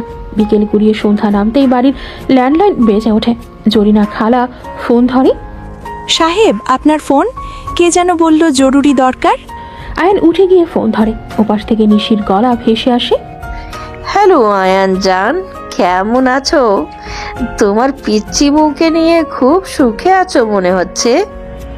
নিশি, তুমি রাশেদকে জামিন করিয়েছ। তুমি এতটা নিচে নামবে আমি ভাবিনি। নিচে তো তুমি নেমেছো আয়ান, আমাকে রিজেক্ট করে ওই বস্তির মেয়েকে বিয়ে করেছো। শোনো, রাশেদ এখন আমার পাশে বসে আছে। ও খুব উদগ্রীব তোমার বউয়ের সাথে দেখা করার জন্য। আমরা একটা ডিল করতে পারি। কিসের ডিল? তুমি আমাকে অ্যাকসেপ্ট করো, ডিভোর্স দাও তুলিকে। আমি রাশেদকে টাকা দিয়ে বিদায় করে দেব। আর যদি না করো তাহলে রাশেদ আজ রাতেই তোমার বাসর ঘরটা আবার রাঙিয়ে দিয়ে আসবে। ও কিন্তু খুব ডেসপারেট। আয়নের হাত মুষ্টিবদ্ধ হয়ে যায়, সে রাগে কাঁপছে। তুই আর তোর ওই পোষা কুকুর যদি আমার বাড়ির গেটের ত্রিসীমানায় আসিস, আমি তোদের জ্যান্ত পুড়িয়ে মারবো। দেখা যাবে। Game is on Ayan. Ayan phone আছাড় দিয়ে ভেঙে ফেলে। শব্দ শুনে তুলি দৌড়ে আসে। কি হয়েছে? কে ফোন করেছিল? কেউ না, অফিসের ঝামেলা। তুলি, তুমি রুমে যাও, দরজা লক করে রাখো। আমি না বলা পর্যন্ত খুলবে না। আয়ান দ্রুত আলমারি থেকে নিজের লাইসেন্স করা রিভলভারটা বের করে লোড করে। সে জানে নিশি শুধু হুমকি দেয়নি, ওরা আজ রাতেই অ্যাটাক করবে। নিশি হয়তো গার্ডদের টাকা খাইয়ে হাত করেছে, অথবা পেছনের গেট দিয়ে ঢোকার প্ল্যান করছে। রাত গভীর হয়, পুরো বাড়ি নিস্তব্ধ। আয়ান ড্রয়িং রুমের সোফায় বসে আছে, হাতে রিভলভার। ঈশান আর ড্রাইভার ও মতিন কেউ সে পাহারায় রেখেছে। হঠাৎ বাড়ির পেছনের বাগান থেকে একটা শব্দ আসে, কাঁচ ভাঙার শব্দ। আয়ান ইশারা করে ঈশানকে। ভাইয়া, মনে হয় কিচেনের দিকে জানালা। তুই এখানেই থাক, মা আর তুলির রুমের দিকে নজর রাখবি, আমি দেখছি। আয়ান পা টিপে টিপে কিচেনের দিকে যায়। অন্ধকার করিডোর। হঠাৎ পাশ থেকে কেউ একজন আয়ানের ওপর ঝাঁপিয়ে পড়ে। আয়ান প্রস্তুত ছিল, সে কনুই দিয়ে সজোরে আঘাত করে লোকটার বুকে। লোকটা ছিটকে পড়ে যায়। অন্ধকারে দেখা যায় এটা রাশেদ নয়, রাশেদেরই কোনো চেনা। ঠিক তখনই দোতলা থেকে একটা আর্তচিৎকার শোনা যায়, তুলির গলার আওয়াজ। বাঁচান, ও আল্লাহ, বাঁচান আমাকে। আয়নের রক্ত হিম হয়ে যায়। তার মানে ওরা ডাইভারশন ক্রিয়েট করেছে। নিচে চালা পাঠিয়ে ওরা দোতলায় উঠে গেছে। আয়ন সিঁড়ির দিকে দৌড় দেয়। তুলি, আমি আসছি। দোতলার বেডরুমে দৃশ্যটা ভয়াবহ। ব্যালকনির গ্রিল কেটে ভেতরে ঢুকেছে রাশেদ। তার হাতে একটা ধারালো চাকু। তুলি বিছানার এক কোণে জুবুথুবু হয়ে বসে আছে, হাতে একটা ফুলদানি। সে কাঁপছে। রাশেদের মুখে শয়তানি হাসি, তার চোখগুলো নেশাগ্রস্ত। কিরে তুলি, চিনতে পারছিস না? আমি তোর রাশেদ ভাই। কতদিন তোকে আদর করি না, আজ তোকে নিতে এসেছি। ওই বড়লোক স্বামী তোকে কি সুখ দেবে? আসল সুখ তো আমি দিয়েছিলাম, তাই না? খবরদার কাছে আসবি না, আমি মরে যাব। মরবি কেন শালা? চল আমার সাথে। নিশি আপা বলছে তোকে নিয়ে গেলে অনেক টাকা দেবে, আর তোকে আমি আমার রানীর মতো করে রাখবো। রাশেদ চাকু উঁচিয়ে এগিয়ে আসে। তুলি ফুলদানিটা ছুঁড়ে মারে, কিন্তু রাশেদ সরে যায়। ফুলদানিটা দেয়ালে রেগে ভেঙে যায়। রাশেদ এক লাফে বিছানায় উঠে তুলির চুল খামছে ধরে। খুব তেজ হয়েছে না? আজ তোর তেজ বের করছি। তুলি ব্যথায় চিৎকার করে ওঠে। রাশেদ তাকে টানতে টানতে ব্যালকনির দিকে নিয়ে যাওয়ার চেষ্টা করে। ঠিক সেই মুহূর্তে দরজা ভেঙে ভেতরে ঢোকে আয়ান। রাশেদ। আয়ানের গর্জন শুনে রাশেদ চমকে তাকায়, কিন্তু সে তুলিকে ছাড়ে না। উল্টো চাকুটা তুলির গলায় ধরে। এই খবরদার সামনে আসবি না, সামনে এলেই ওর গলা কেটে দেব। আয়ান থমকে দাঁড়ায়। তার হাতে রিভলভার তাক করা, কিন্তু রাশেদ তুলিকে ঢাল হিসেবে ব্যবহার করেছে। তুলির গলার চামড়ায় চাকুর স্পর্শে ফোটা ফোটা রক্ত বের হচ্ছে। তুলির চোখ দিয়ে পানি পড়ছে। সে আয়ানের দিকে তাকিয়ে আছে বাঁচার শেষ আকুতি নিয়ে। আমাকে আমাকে মেরে ফেলুন, তাও ওর হাতে যেতে দেবেন না। ভয় পেও না তুলি, আমি আছি। ওই পিস্তল ফেল, নিজে ফেল বলছি, না হলে এখনই শেষ করে দিব। আয়ান ধীরে ধীরে নিচু হয়। সে পিস্তলটা ফ্লোরে নামিয়ে রাখার ভান করে। রাশেদের মনোযোগ মুহূর্তের জন্য পিস্তলের দিকে যায়। সেই সুযোগটায় কাজে লাগায় আয়ান। সে পিস্তল না ফেরে স্লাইড করে লাথি মারে আয়ের সামনে টেবিলে। টেবিলটা গিয়ে সজোরে ধাক্কা খায় খাটে। খাট থেকে নড়ে উঠতে রাশেদ ভারসাম্য হারায়। এই সুযোগে তুলি রাশেদের হাতে কামড় বসিয়ে দেয় সর্বশক্তি দিয়ে। রাশেদ ব্যথায় হাত আলগা করতেই তুলি নিচে বসে পড়ে। কুত্তার বাচ্চা। আয়ন ঝাঁপিয়ে পড়ে রাশেদের ওপর। দুজনের মধ্যে ধস্তাধস্তি শুরু হয়। রাশেদ চাকু দিয়ে আয়নের হাতে পোঁছ দেয়। আয়নের বাহু কেটে রক্ত বের হয়, কিন্তু আয়ান থামে না। সে রাশেদের কবজি মুখ দুমড়ে ধয়। চাকুটা ছিটকে পড়ে যায়। এরপর শুরু হয় আয়ানের তাণ্ডব। সে রাশেদকে ফ্লোরে ফেরে ঘুষি মারতে থাকে। প্রতিটা ঘুষিতে তার 2 বছরের জমানো রাগ তুলির প্রতি করা অন্যায়ের শোধ। তুই আমার বউয়ের গায়ে হাত দিয়েছিস, তুই ওর জীবন নষ্ট করেছিস। আজ তোকে আমি জমের দুয়ারে পাঠাবো। রাশিদের মুখ দিয়ে রক্ত বের হচ্ছে, সে আধমরা হয়ে গেছে। তবু আয়ান থামছে না, তুলির এক কোণায় দাঁড়িয়ে কাঁপছে। সে দেখছে তার শান্ত স্বামী আজ কতটা হিংস্র হয়ে উঠেছে শুধু তাকে বাঁচানোর জন্য। ঈশানার গার্ডরা দৌড়ে আসে, তারা আয়ানকে টেনে সরিয়ে নেয়। ভাইয়া থামো, ও মরে যাবে, পুলিশে দাও ওকে। মরুক, ওর মরাই উচিত। পুলিশ এসে রাশেদকে এবং নিচে আটক করা তার সাঙ্গপাঙ্গকে নিয়ে যায়। আয়ান রক্তাক্ত হতেই এগিয়ে যায় তুলির দিকে। তুলি দৌড়ে এসে আয়ানকে জড়িয়ে ধরে। সে আজ আর ভয় পাচ্ছে না। সে আজ দেখলো এই পুরুষ তাকে আঘাত করেনি, বরং তাকে আঘাত থেকে বাঁচাতে নিজের রক্ত ছড়িয়েছে। আপনার হাত রক্ত পড়ছে। কিছু না, সামান্য আচর। তুমি ঠিক আছো তো? তুলি আয়নের কাটা হাতটা নিজের ওড়না দিয়ে চেপে ধরে। তার কান্না থামছে না, কিন্তু এই কান্না দুঃখের নয়, এই কান্না কৃতজ্ঞতার। কিন্তু বিপদ কি পুরোপুরি কাটলো? নিশি এখনো ধরা পড়েনি, সে বাইরে আছে। আর সে যখন জানবে রাশেদ ব্যর্থ হয়েছে, তখন সে কি করবে? সে নিশ্চয়ই শেষ আঘাত হানার চেষ্টা করবে। আর জানে এ যুদ্ধ শেষ হয়নি। ঝড়ের রাত কেটে গেছে, কিন্তু সেই ঝড়ের ধ্বংসাবশেষ এখনো ছড়িয়ে আছে পুরো ঘরে। ভাঙা কাজ, উল্টে যাওয়া টেবিল আর রক্তের দাগ। পুলিশ এসে রাশেদ আর তার সাঙ্গপাঙ্গদের নিয়ে যাওয়ার জন্য পর বাড়িটা এখন নিস্তব্ধ। রাত প্রায় 3টা। আয়ান বেডরুমের সোফায় বসে আছে, আর তার বাম হাতের বাহুতে গভীর ক্ষত, সেখান থেকে রক্ত ছুঁয়ে পড়ছে। শার্টটা খুলে ফেলে দেওয়া হয়েছে। তুই ফার্স্ট এড বক্স নিয়ে আয়ানের সামনে বসে আছে। তার হাত এখনো কাঁপছে, কিন্তু সেই কাঁপুনি ভয়ের নয়, বরং প্রিয় মানুষটির যন্ত্রণার কারণে। তুলি তুলো দিয়ে আলতো করে আয়নের ক্ষতস্থান পরিষ্কার করছে। ডেটনের গন্ধে ভারী হয়ে আসে বাতাস। আয়ান যন্ত্রণায় একবার শি করে ওঠে। তুলি চমকে হাত সরিয়ে নেয়। তার চোখ দিয়ে টপ টপ করে পানি পড়ে আয়নের খালি গায়ে। খুব ব্যথা করছে, আমি আস্তে করছি। আরে বোকা মেয়ে, এটা তো মশা কামড়ানোর মতো লাগছে। তুমি কাঁদছো কেন? আমি তো ঠিক আছি। আপনার শরীর থেকে রক্ত পড়ছে আমার জন্য। আমি একটা অলক্ষী, আমার জন্য আপনার এত ক্ষতি হলো। তুলির কথা আয়নের হাসি মিলিয়ে যায়। সে ডান হাত দিয়ে তুলির চিবুক ধরে মুখটা উপরে তোলে। তুলির চোখে অকৃত্রিম অপরাধ বোধ। আয়ন বুঝতে পারে রাশেদ ধরা পড়েও তুলির মনের রাশেদ এখনো পুরোপুরি মরেনি। খবরদার, আর একবার যদি নিজেকে অলক্ষী বলেছ, আমি কিন্তু সত্যি সত্যি রেগে যাব। তুমি জানো না আজ তুমি কি করেছো? তুমি আমাকে বাঁচিয়েছো। তুমি রাশেদকে কামড় না দিলে আমি পিস্তলটা ব্যবহারের সুযোগ পেতাম না। তুমি আজ নিজের ভয়কে জয় করেছো তুলি।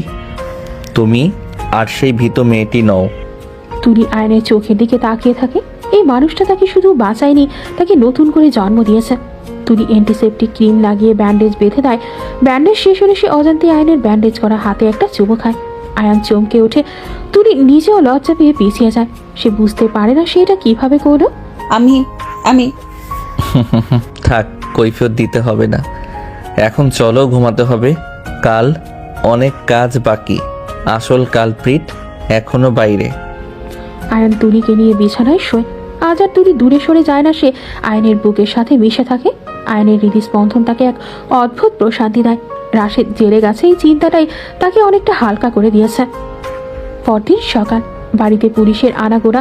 রাশেদ মিয়াকে স্বীকার করেছে সে নিশি তাকে টাকা দেয় এবং শেল্টার দিয়ে সাহায্য করেছিল। নিশির পরিকল্পনা ছিল রাশেদকে দিয়ে তুলির ক্ষতি করে সেই ভিডিও আয়ানকে পাঠানো, যাতে আয়ান তুলিকে ঘৃণা করে বাড়ি থেকে বের করে দেয়। এত জঘন্য পরিকল্পনা শুনে পুলিশ অফিসাররাও ধিক্কার জানান। দুপুরের দিকে খবর আসে নিশি দেশ ছেড়ে পালানোর চেষ্টা করছিল। এয়ারপোর্টে ইমিগ্রেশন পুলিশ তাকে আটকে দিয়েছে। আয়ান খবরটা শুনে স্বস্তির নিঃশ্বাস ফেলে। সে ড্রয়িং রুমে বসে কফি খাচ্ছিল। পাশে তার বাবা আশফাক আহমেদ বসে আছেন। আশফাক সাহেব আজ খুব চুপচাপ। তিনি কাল রাতের ঘটনা সব শুনেছেন। ছেলের এই বীরত্ব আর বৌমার ওপর দিয়ে যাওয়া ঝড় তাকে ভাবিয়ে তুলেছে। আয়ান, জি বাবা।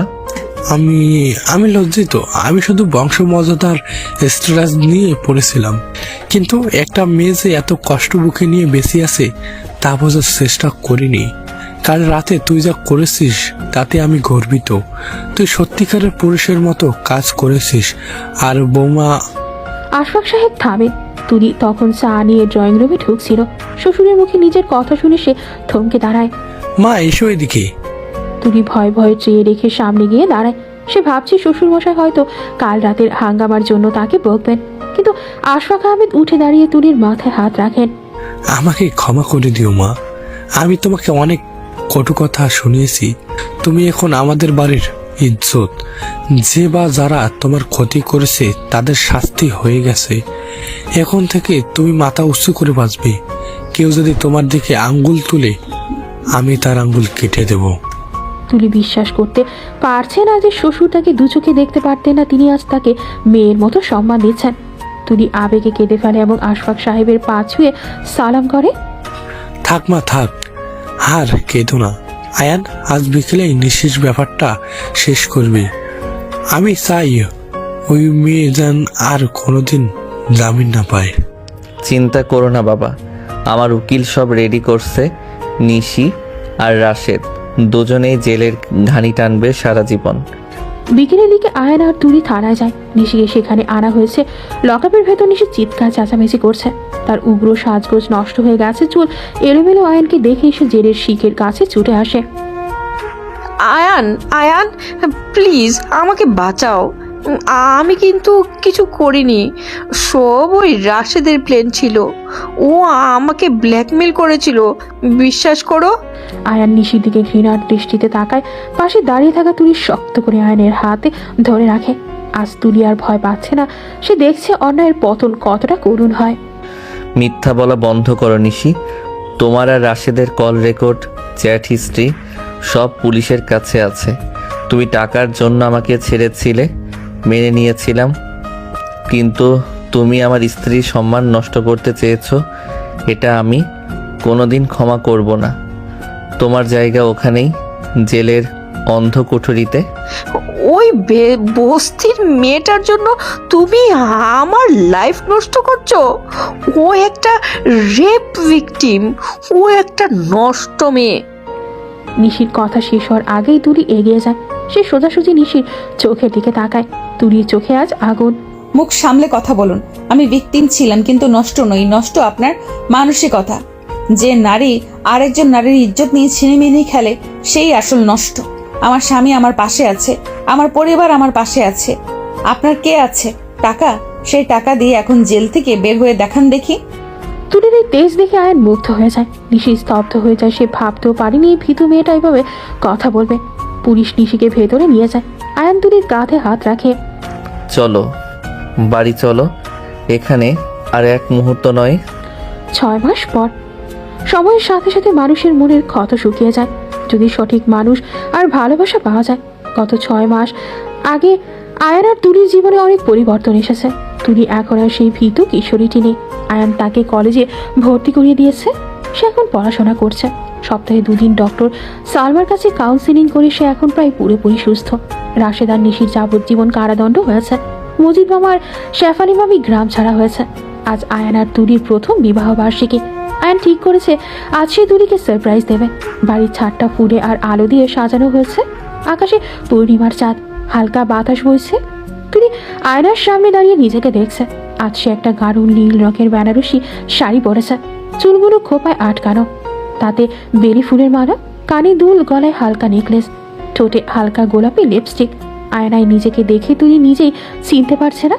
1 বছর আগে সেই কালশিটে পড়া তুলি আর আজকের এই ঝলমলে তুলির মধ্যে আকাশ পাতাল তফাৎ। দরজায় টোকা পড়ে। আয়ান ভেতরে ঢোকে। তাকে দেখাচ্ছে রাজপুত্রের মতো। কালো পাঞ্জাবিতে আয়ানকে দেখে তুলির হৃদস্পন্দন বেড়ে যায়, তবে ভয়ের কারণে নয়, ভালোবাসার কারণে। মাশাল্লাহ, আজ তো চাঁদও লজ্জায় মেঘের আড়ালে পালাবে তোমাকে দেখলে। ধুর, আপনি সব সময় বাড়িয়ে বলেন। আমি বাড়িয়ে বলি না মিসেস আহমেদ, আমি শুধু সত্যটা বলি। চলো উপরে চলো, সবাই অপেক্ষা করছে। ছাদে কেক কাটা হয়। পরিবারের সবাই খুব আনন্দ করছে। মীরা আর ঈশান গিটার বাজিয়ে গান গাইছে। আশফাক সাহেব আর রেহানা বেগম হাসি মুখে সব দেখছেন। কেক কাটার পর সবাই যখন গল্পে মশগুল, তখন আয়ান ইশারা করে তুলিকে ছাদে এক কোণায় নিরিবিলি জায়গায় নিয়ে যায়। সেখানে একটা দোলনা সাজানো। আয়ান তুলিকে দোলনায় বসিয়ে দেয়। নিচে পাশে দাঁড়িয়ে পকেট থেকে একটা ছোট মখমলের বক্স বের করে। তুলি, এই 1 বছরে আমি তোমাকে অনেক কিছু দেওয়ার চেষ্টা করেছি, নিরাপত্তা, সম্মান, আশ্রয়, কিন্তু একটা জিনিস দেওয়া হয়নি, বা বলা হয়নি। তুলি জিজ্ঞাসা দৃষ্টিতে তাকায়। আয়ান বক্সটা খুলে ধরে, ভেতরে একটা হীরের আংটি জ্বলজ্বল করছে। আমি জানি আমাদের শুরুটা খুব বাজে ছিল, কিন্তু এখন আমি তোমাকে ছাড়া আমার জীবন কল্পনাও করতে পারি না। আমি তোমাকে ভালোবাসি তুলি, শুধু দায়িত্ব হিসেবে নয়, হৃদয়ের গভীর থেকে ভালোবাসি। তুমি কি এই রাগী একরোখা লোকটাকে সারা জীবনের জন্য সহ্য করবে? তুলির চোখ ঝাপসা হয়ে আসে। সে এই মুহূর্তটার জন্যই হয়তো অপেক্ষা করছিল। সে হাত বাড়িয়ে দেয়। আয়ান তার অনামিকায় আংটিটা পরিয়ে দেয়। আমি সহ্য করব না, আমি ভালোবাসবো। আমিও আপনাকে ভালোবাসি। আপনি আমার অন্ধকার জীবনে ভোর। আমার সব ভয়, সব লজ্জা আপনার ভালোবাসার চাদরে ঢেকে গেছে। আয়ান তুলির হাতটা নিজের বুকের কাছে নিয়ে যায়। আমার নামে তোমার ভোর হোক তুলি, আর কোনো কালো মেঘ আমাদের জীবনে আসবে না। তুলি উঠে দাঁড়ায়। সে ধীরে ধীরে আয়নের খুব কাছে এগিয়ে আসে। তার শরীর এখন আর কাঁপে না। সে দুই হাত দিয়ে আয়নের গলা জড়িয়ে ধরে। আয়ন অবাক হয়ে যায় তুলির এই সাহসিকতায়। তুলি নিজের মাথা উঁচু করে আয়নের গালে আলতো করে ঠোঁট ছোঁয়ায়। ধন্যবাদ আমাকে নতুন জীবন দেওয়ার জন্য। আয়ান তুলিকে শক্ত করে বুকে জড়িয়ে ধরে। পূর্ণিমার আলোয় দুজনকে এক দেখাচ্ছে। তাদের ছায়া দীর্ঘ হয়ে ছাদের ফ্লোরে পড়ছে। তাদের এই আলিঙ্গন বলে দিচ্ছে অতীত যত ভয়ঙ্করই হোক, ভালোবাসা দিয়ে সব জয় করা সম্ভব। নিচে থেকে ঈশান চিৎকার করে ওঠে, ভাইয়া, ভাবি, ডিনার রেডি। আয়ন আর তুলি একে অপরের দিকে তাকিয়ে হাসে। তারা হাত ধরাধরি করে নিচে নামতে থাকে। তাদের সামনে এক নতুন জীবন, নতুন সকাল। সেই সকালে আর কোনো কান্না নেই, আছে শুধু ভালোবাসা আর বিশ্বাস। মিচ্ছি দর্শিতা মেয়েটি আজ এক পূর্ণাঙ্গ নারী, এক ভালোবাসার কাঙাল বউ, যে তার রাজপুত্রকে খুঁজে পেয়েছে।